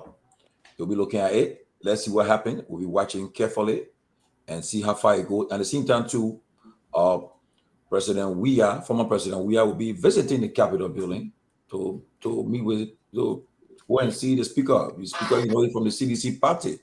So the president is expected to be accompanied by hundreds or thousands of seditians and other Liberians from all walks of life. And so let's see, we're going to see what happens. And it's very important, it's crucial. And in our process, the Supreme Court, as I said yesterday again, they have the fate of the whole thing is in their hands. I repeat, Chief Justice Nyenwolo, Chimamanda Ngozi, CNN Johnson, Yusuf Kaba, and what's the name again? Yami Gwese. They have to decide to end this thing next week, put it to an end. And which we expect to say, you guys have the right to remove your speaker according to your own rules, but he must be accorded due process. The same Supreme Court, in the case with Edwin Snow, Councillor John Lewis bench, they said Snow should be accorded due process. So what happened? Madam Sirleaf, she refused to accept the Supreme Court ruling. She said to give her speech, her State of the Nation address at a different location. So what it did, the Supreme Court bench of Councillor Lewis refused to attend her address. They boycotted it. But then Snow, he bowed to pressure and resigned. Justice Francis Kokpo bench rule again. He must be accorded due process. But again, too, he bowed to pressure and resigned. This time around, Fonati is a smart lawyer. He said, no, I will not let it happen. I will stand my ground. I will not resign. Process. If you're coming due process and you put a matter before on the floor, I will recuse myself. And after that, take a vote. If I'm voted out, so be it. So I think we're heading the right way. Yesterday I expected, let me ask you guys a question quickly. Yesterday was a missed opportunity, right? A lot of people missed opportunity. Yeah, like I saw Councillor Charlene Bromsky, the former CPP vice chair. She came out straight and to respond to it. But I thought other politicians who didn't speak up yesterday and who would not speak on yet, what happened yesterday? A missing opportunity. And what's going to happen? President Weah will steal the show on Tuesday when he take that march. Okay, he will read exert himself as the leader of the largest opposition party in the country, and people will be chanting him again. If I was a political leader yesterday, I would have spoken. Even today, I was spoken. Break my silence or talk, because the people flagrantly violated our constitution yesterday. But again, we don't know. But what your take on it? What do you think? People should have spoken, right? 1 minute, please. Yeah, go ahead. Yeah, Tomalin, if I were to advise my fellow partisans in the ANC, join President Weah to march. You are not marching to support President Weah, you are marching to support the Constitution. Exactly. This is a constitutional matter. This is not about political party. This is far beyond political party. This is far beyond our personal, interest. This is the sanctity of our nation. And if anyone thinks that this thing is just, in the lower house, it will not, spill over to the rest of the other people, like Siddiqui said earlier, it was then Kumis, now it's Kofa, it's going to be somebody else, right? We got to be very careful here. Now, I want to clearly state tonight that the Supreme Court will rule that the action of the majority black was unconstitutional. They're not going to say go back and fix your thing. They're going to say it is unconstitutional. Why? Because unlike the other two cases, a vote was a removal did not take place. It was under political pressure. This time around, it's a different case where a removal has taken place. A man putting his left hand on the Bible, let's say right hand on the Bible, raising his left hand, doing it backwards because you're so anxious, right? You place your left hand on the Bible and the right hand up, but he did it in the opposite way. Forget that side track right there. You're too anxious. The reality here is the Supreme Court will rule that their action was unconstitutional. That's the first thing. Second thing, they will recommend that the due process be accorded to the speaker for proper removal if they have the number. But the first thing first, they will rule that action was unconstitutional. The man saw in and say he's taking the oath of office. All those things were just unnecessary. You can't put the nation under the kind of threat. So I will urge my fellow partisans in Monrovia or any part of the Moserado or Magidi County, join President Weah to march to that Capitol building and support the Constitution. You're not supporting CDC, you're not supporting Fanatic Kofa, you're standing up for the Constitution. I want to encourage every man and woman from the ANC side to join this march. Wow. You see, yeah, so ANC people, one of your strong partisan nationalists too, Anthony Gay, is encouraging you guys to join the march to the Capitol on Tuesday. And that will be a message sent to the ruling establishment, that even to the Supreme Court, telling them, look, Liberians expect you guys to come over with not your own opinion, not your own feelings, but to interpret the Constitution with all fear of favor. So we expect to hear from them on next week, and let this matter be brought to a rest, because it went to 7 weeks. 7 weeks, and the president, he had to break his silence in Sierra Leone. That's surprising, man. He couldn't break his silence at one of the press briefings of the executive mansion. He went to Sierra Leone and broke his silence there and said it's just a normal legislative process. Come on, man, President Boyka, you can't say that. You are being accused of being part of this thing. Your vice president are being accused. And then the people are being accusing you guys, saying your ministers to show it, that giving money to this process. And then you have not said nothing, but you go to Sierra Leone and say that it's a normal legislative process. But we expect to hear from other political leaders, the Liberian Council of Churches. I don't know whether they still have the interfaith mediation committee still around. And look, before I give the floor to Ziki, I'm missing people like the late Bishop Michael Francis, the late Bishop George D. Brown of the Episcopal Church. Those guys were moral conscience of the Liberian society. The guys spoke truth to power. And mind you, the operator during the days of the military junta of Samuel Doe. These guys were brave. Today we also pay homage. We pay homage to the likes of Senior Comrade Gabriel Bacchus Matthew, Senior Comrade Ward Tapia of the University of Liberia, all these guys, even Madam Sirleaf, Dr. Sawyer, they spoke truth to power during the military junta. They weren't silenced. But today we have people who are silent amidst a blatant violation of the Constitution. I remember when President Doe freed Madam Sirleaf from the infamous Bella Jallah. When they freed the woman, they asked the woman, they say, how do you feel today? She said, I feel more committed for fighting for justice and equality in Liberia. And those days were days where we were ruled by decree, not by constitution. But today, the democracy they pay the price for, we are taking it for granted, taking it for a joke.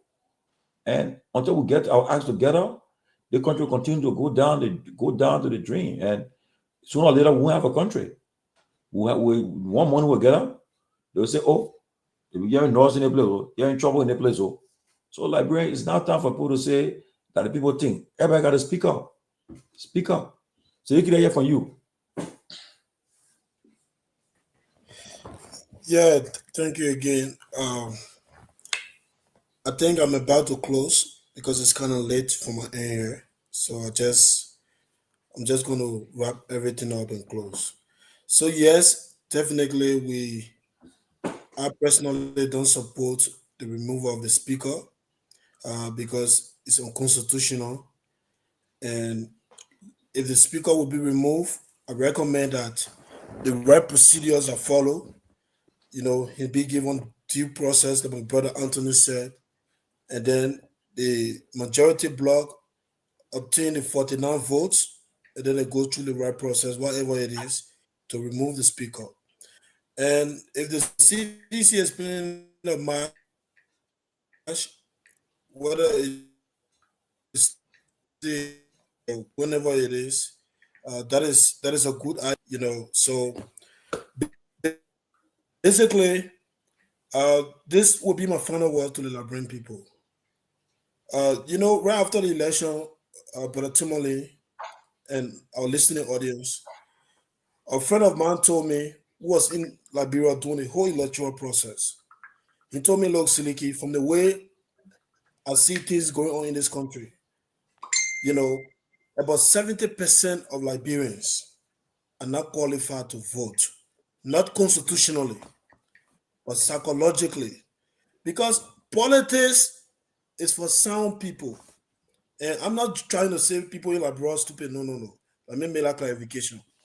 But politics are for people who will ask informed decision, who will ask questions rather, and make an informed decision based on that. Politics are for people who will make a decision not just for today, but for the after war of what they are going to do. But in Liberia, it's completely different.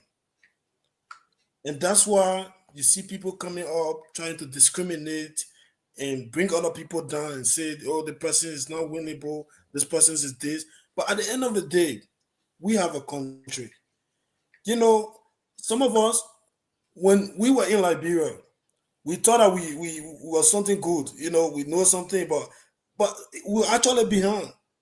We came here, we see the world so differently. And so when people in Liberia act the way they act, you don't blame them. Because when you're there, you think you know something, but you don't know. And that's the worst form of ignorance. Because if you don't know and you ask people to guide you through process for you to know, that is more better than you arguing with people and then you acting like to say you know, and you know very well you don't know. We are 177 years old. Sierra Leone just got an aircraft recently.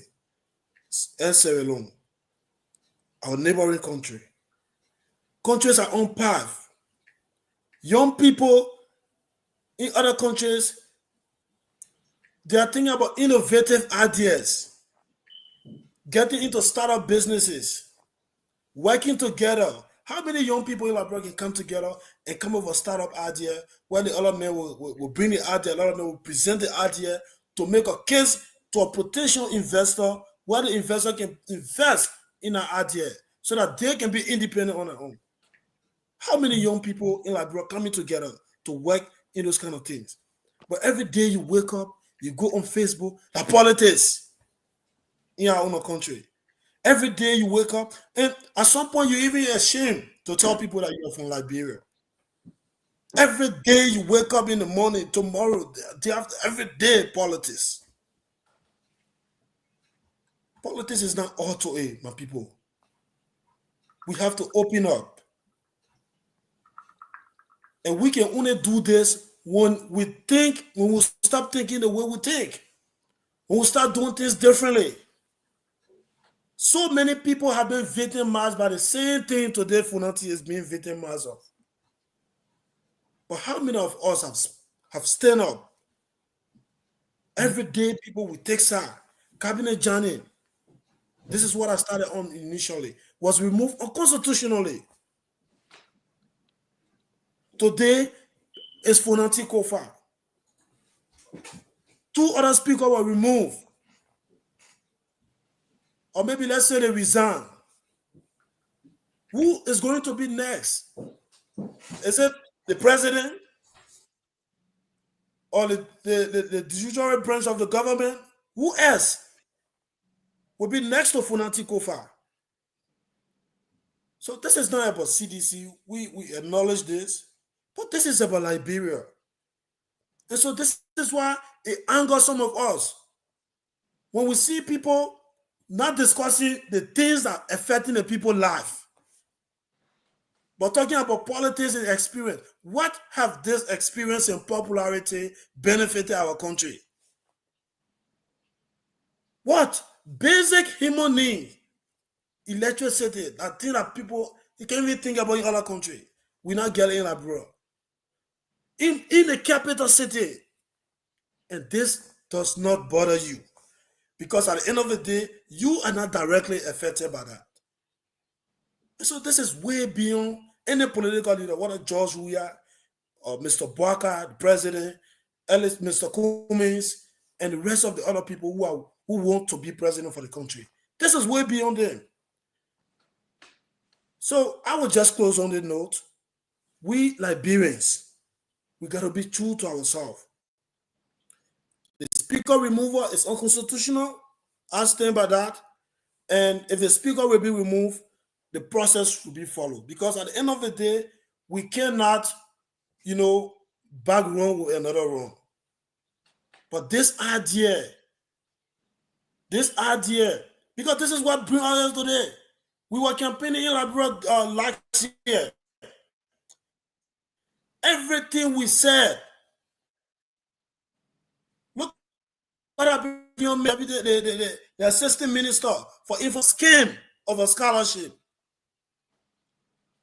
The next day he got suspended. The 3 or 4 young men to MCC who will wake up and speak how they feel about the government. They fired them from the government. Domestic staff at the executive mansion are being appointed by family members, direct family members, Great Spirit family members, the president family members, and the people who went under the ring and sun to vote for the president, they not get a job, but they're on Facebook defending the president day and night. So this is a wake-up call, my people. You are just put up a graduate. Recently, it was AME Zion University. How many of those graduates have a job? How many graduates even have a resume in Liberia? Not forget about job. Because to have a job, you must get a resume in any competitive society, not Liberia. But how many university graduates in Liberia have a resume? Can even sit down and put a cover letter together? How many of them? So this is a sad country we have. And we can only do, the only thing we can do as Liberians is to improve it. Is to move our country forward. And how can we do that? It's not to continue to do the same thing. We told the Liberian people that Joseph Barker was vice president to Ellen for 12 years. And he had worked in government for what? 42 years. You make him president. 1 year, almost 1 year. What have this man been able to change in your life? Almost 1 year in office. The same things that were wrong yesterday on the CDC are the same things today they are defending that are right. When somebody speak up, you fire them. You bring a scam of a scholarship to take money from the people who don't even get it already. What kind of fully funded scholarship you will apply for? They're not asking you to write essay. But you just apply. Anybody can sit down today and apply on a scholarship. They send your email that you have been accepted into the program. And someone come up and speak to it. Then you suspend the individual. This is wrong for our country. This is not L.S. Kumi's thing. Kumis is well off. He's good. But this is about us. When you see us today, it's because the kind of education we want. And that's why we have to leave. We're not here because we want to be here. But this is wrong. This is wrong. And we Liberians, no matter what you do, the war is watching. Everyone will be recorded in history. And so thank you very much once again, Brother Tomalin. Thank you very much, Brother Peabody, for the opportunity. Lofa Julius, Anthony Gay. It was a great pleasure to be here again tonight. This is why we stop, because you come here talk, you make for nothing enemy for yourself. I'm a young man. I have a lot of years ahead of me. So there's no time to make enemy for myself. But the country we love, every day we wake up, we go on Facebook. This is what we see. Politics. They are smart Liberians, young Liberians. They have so much to offer to that country. But their dreams and aspirations cannot be seen because of the system. This is what we should be talking about. Not somebody not get a chance of becoming president. Someone who is already well off. Go today. This is an assignment. Post shareholder of Coca-Cola. L.S. Kumi's name is there. A multi-million company. The one we're talking about. That operate in 200 and some more countries around the world. That they make you threatening about a country politics that is not based on ideology. But can't give me something I mean vote for you. They made for my country. I beg you, man. Not good now, my people. But this is about Liberia. This is what I want us to understand. This is way beyond L.S. Kumis. It's way beyond any other person you can think of. So thank you for the opportunity once again. Thank you, guys. Let me take time and close quickly. It seems to be my statement about, I know again, if you are not trained to be a politician, you can't. Get that. Yeah, you know, my statement I made, and the statement that was just a passing statement. It was not a calculated one even. To say he's not likable, he's not electable, right? And that leads the whole thing for because if for the Coca-Cola cooperating. It's not our cooperative we're going to put into politics. Corporate system, politics, that's two things. Oh, the man live well up, you well up, then why you please say that? The system here is you have to convince the corporate board is electric. You have to deploy something to convince them. It's not an issue standing for bringing you understand that again. That process, the electors, you have to put process in place to convince the electors. I mean, listen, we speak to these kind of issues, and sometimes they will create some line, right? I promise to not go there, and I wouldn't go there. The basic line of our politics, you want to win the minds of the people of our country, you have to deploy a tendency to go across the country and convince the people to vote for you. You have to do that. You have to pay your dues to be elected president of Liberia. It's a culture. You have to understand that system. And I understand you do understand it, and you guys will have to put more time into this process. I'm not seeing the kind of result-oriented tactics yet to come from it or not. You guys have to double. If you want to have this conversation another day, I'll make myself available so we can have this discussion. Yeah, you guys have to do more. I think, they can change the line, the people can change their perspective. That's what I'm saying. Let's just have the discussion another day. I can even change my mindset. I can even change my mindset to vote for Kumi or support Kumi if I'm convinced to do that. But it's people like you that will have to do it. Now when we say one thing, you get jitter and then you start saying, okay, you worry only saying it from this to that. No.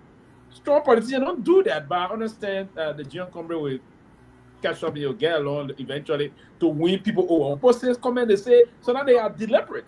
They don't to see how they can scatter you, to see how composed you are to engage them to join your side. That's politics. But again, I always speak Liberia, I would push forward time to time that the country will have to move forward. And that's one of the reasons why I'm saying that our lawmakers should take some time off and try to think about the people. It is important that we put those policy processes in place that will benefit most of our people. We got a lot of things in place in the country. We talk to our people time to time. We engage the politics from different diversity route and the rest of that. And it's important that we encourage them to always put things into place. I only really want to come. We have a lot of time having the discussions. I'm looking forward to having more positive discussion about our country. But it's important that the country will have to move on. It is very important. I'm one person that believes into that legacy. And one person will always forget that. So, ladies and gentlemen, I just want to say thank you again. Have a very wonderful evening, and I look forward to having another good day tomorrow. But I pray for Liberia, and God bless our country. Sylvester, have a good weekend, man. Have a good weekend, my brother. I'll call you. Okay, thank you. Let's follow up on some stuff. Okay. All right. Brother Gay, give it a closing, man. Yeah, I want to say thank you to the platform. Thank you to every one of you. Tomalin, Lofa Julius, Dr. Peabody, Mr. Pewee.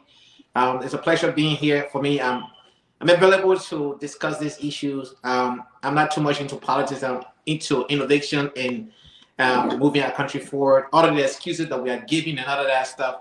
When I see post in telecommunication, revenue to Liberia, bottom line item. When I see LEC, revenue to Liberia, bottom line item. When I see, places that,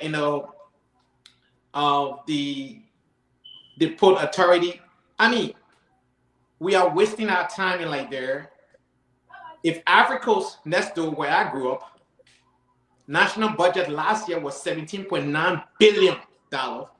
65% of the national budget came from agriculture. 17.9 billion United States dollar, Ivory Coast, right next door.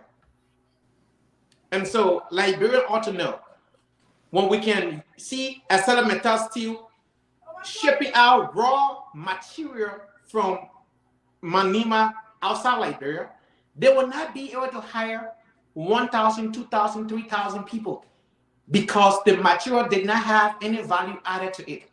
We need to have a processing plant there where we can process the iron ore, make metal sheets, make steel rod, make metal beams, the beam that you use to build high-rise buildings.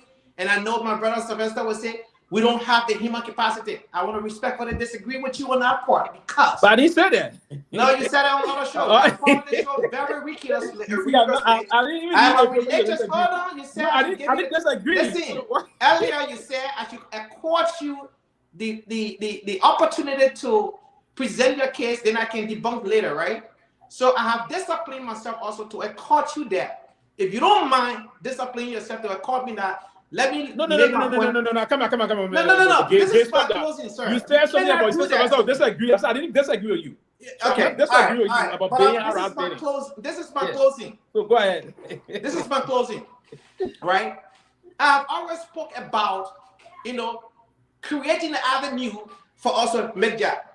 A Nike sneaker would cost Nike $15 to manufacture in the US, or $1.50 to manufacture in Taiwan, in Vietnam, in China. That same Nike sneaker can be manufactured in Liberia for 25 cents US dollar. Think about this picture. A Nike, we can afford to pay somebody $5 US per hour, not per day. Like the 7 are making $5 US per day. We can pay them $5 US per hour. In 8 hours, that's $40 US per day. Multiplied on 5 days a week. Folks, our people are not thinking. Our leaders are not thinking. I just gave you free idea. You don't need a rocket scientist to think about that. We can convince investors that manufacture can be done in Liberia at a lower cost. Manufacture left America because of cheap labor. They can even get it cheaper in Africa, which is Liberia. We got all those data in Liberia. Don't you think they can get a contract from Denmark and process other genes in Liberia? Don't you think the hair factory in China can be moved to Liberia so the hair can be processed in Liberia? Again, our leaders are not making it. And what we hear all the time, oh, we don't have the human capacity. What degree do you need to work on the assembly line, folks? Are you going to be a mechanical engineer to work on the machine, or are you going to be on the assembly line processing stuff? We ought to change our approach to how we do business for us to create a living wage for our people. And like a country like Liberia, national budget in the 21st century, $800 million. We're not talking about $1 billion, $2 billion, $3 billion. Africa next door, $17.9 billion. Let me just say $18 billion and 65%. Now, the same rainfall in Africa is the same rainfall in Liberia. The blessing that we have up to 46% of the rainforest in West Africa. Our forest type can be compared to that of the Amazon in Brazil. Don't take my word for it. Research it. What are we doing with that? Why should Liberia import furniture when we're supposed to have furniture factory in Liberia? Of the rainforest that we have. We have the timber. I gotta lock it. I mean, you're making some good points, but unlock it. The guy gotta go home. So I just want to challenge Pewee and any other Liberian to come on the show any day. So we can have this discussion because they have always said that we don't have the human capacity. Certain jobs don't need certain skill set. You can just train them on the job and they start working right away, right? And so I want to thank you guys for the opportunity. I want to encourage every opposition member out there to join that march with former President Weah to march to the Capitol building in solidarity of defending our Constitution. Thank you so much for having me. Thank you, man. That was so great. You made some very salient point here today, especially with Ivory Coast. And I mean, you forgot to talk about Ivory Coast just got $1.4 billion in revenue from that African Cup of Nations that they hosted and stuff like that. You know, but I mean, strong point. Let's plan. I mean, that's my home country, man. I grew up there. We'd love to have you come back on one of these days. You grew up in Côte d'Ivoire? Oui, moi, j'ai vécu la Côte d'Ivoire toute ma vie. Pas très bien en français. Donc, vous avez étudié là-bas aussi? Oui. Vous avez étudié là-bas? Je dirais là-bas, il a passé au moins. À quel niveau? Parce que j'ai fait. Qu'est-ce qu'il y a, Jeff? Il y a rien qui se passe là. On a tout causé à toi. Tu connais pas français? Tu connais pas français? Après. All right. Well, but gentlemen, it was a great show tonight, though. All our audience, guys. Let me close on. God, I want to thank everybody. Buddy, you a closer. Let me get my closing. Yeah, I want to run now, bro. Yeah, guys, look, it's good that we had a nice show this weekend. We end this week, but let's look forward next week. I'll take for a second. Yesterday, the MCC scorecard came out. Liberia, as I said again, we dropped from 14 indicators we passed last year. We passed on 11. We failed on the root of law, government effectiveness. We failed on that. And I see no win now. And that's exactly what's happening again. Yes. Sirleaf got almost 500 million from the MCC, from the compact. Since Sirleaf got that 250 million compact, we have not gotten it. But to give credit to Minister Pewee and his team, they passed successfully twice in a row. And we're looking forward to getting a compact at this coming period. But from what we see, we may not get it. And we need that money. But we may not get that money. If you drop from 14 to 11, then you fill it on root of law and government effectiveness, No, we are joking. But another one, I'll tell you guys, carry this home. The 5 top elected officials in our country. You know what the budget look for next year? The president will get 3.4 million. The vice president getting 3.7. The speaker will get 1.7. The deputy speaker gets 645,000, and the pro tem get $1 billion. $10.6 billion. The 5 elected officials will be getting in the next budget. That's what all these things about fight. But let us open our eyes. Okay? Next week will be a tough week. We believe that this thing will end next week. So we will get a final ruling, the opinion. So we will walk to the Capitol. We'll see the reaction. And next we will also see back again our own girl, Sarah Dopo, will be back with us. Sarah will be back with us. And also the Bealded party will have the man, Abu Escamara here. And we'll have a nice time. And lastly, please support our fundraiser for our guys in Liberia. Let's help them. $5, $10, anything you got. No force. Just drop it. Information is already up on the Hey, yeah, too many questions before you conclude. You talk about the fundraising thing. The last time we raised something like $5,000, and we announced that there was some anonymous donor. Did those anonymous individuals come through with that? Listen, and that's why I was pressing you to call the. Wow, you gotta order it, man. Sylvester. Yeah. I tap people in the country, you won't embarrass them. So no, but again, you see, that's the reason why the company is not working on. Yeah, but to embarrass them. Some of them, and I got someone intelligent from somewhere that on the show when they called out when you said I had an animal on it. I got somebody called the person in to me, and I'm warning the person. The person not get that money, but next week I will call the person in on the show. I will call the person name on this show. Yeah, you will call his name. The person is a very senior government official. The person is a senior government official, very senior. Why you say all the senior like that? No, without calling. No, but we can be moved or can you say you do this and what the point? Yeah, that's the accountability thing. Yeah, you know, we talking about accountability. Yeah, we're calling on him to do it. That's true. Yeah, he don't do it next week. This time next week. I will not say see, and I will call the person position. Then I will not call you. I will call the position of the person. You cannot do that. That's what it can. It's wrong. If you say you get 1,000, get it $1,000. We didn't force you to say it. Please support our guys. No, this is a very good initiative. You see and you started at the right time. Let me give an example. You see the boy in the studio now, Myean Torgbean, is after 1 o'clock in Liberia. 1 o'clock. Then he left from school today. He still in high school, right? You in high school or college? Yeah, I didn't know how you two months yeah. Left from high school. He came on school today. Imagine a high school student has to do this to survive in like They've been on 1 o'clock. Yes, we gotta help them. At 1 a.m. We gotta help these kids. And now you gotta go on motorbike tonight, 1 o'clock in the morning to go home. So please, we gotta find something for the Christmas. Seriously. Thank you for your service, man. I can assure you for his special the new program special package for him. Wow. On the 20th of December, you expect that package excluding will also on the special package. We'll do something. Yeah. No, may not happen. No, Thank you. Yeah, you done well. I'm not happy. I do it. I'm not a senior government official. And also, guys, let's keep. Yeah, but I commend you, young man. You know, it's not easy to be in high school, especially like Liberia, that show you hopelessness. Those of you are the one that got me up every night because you did not live number day Liberia. You didn't get the buy back of red $13.50. I got to do that. I bought 100 pounds for $13.50 Liberian dollar. Think about it. Like I was saying, that man, you now, they bought after the show now, you gotta find a way to get home. And guys. No Tesla running, motorbike.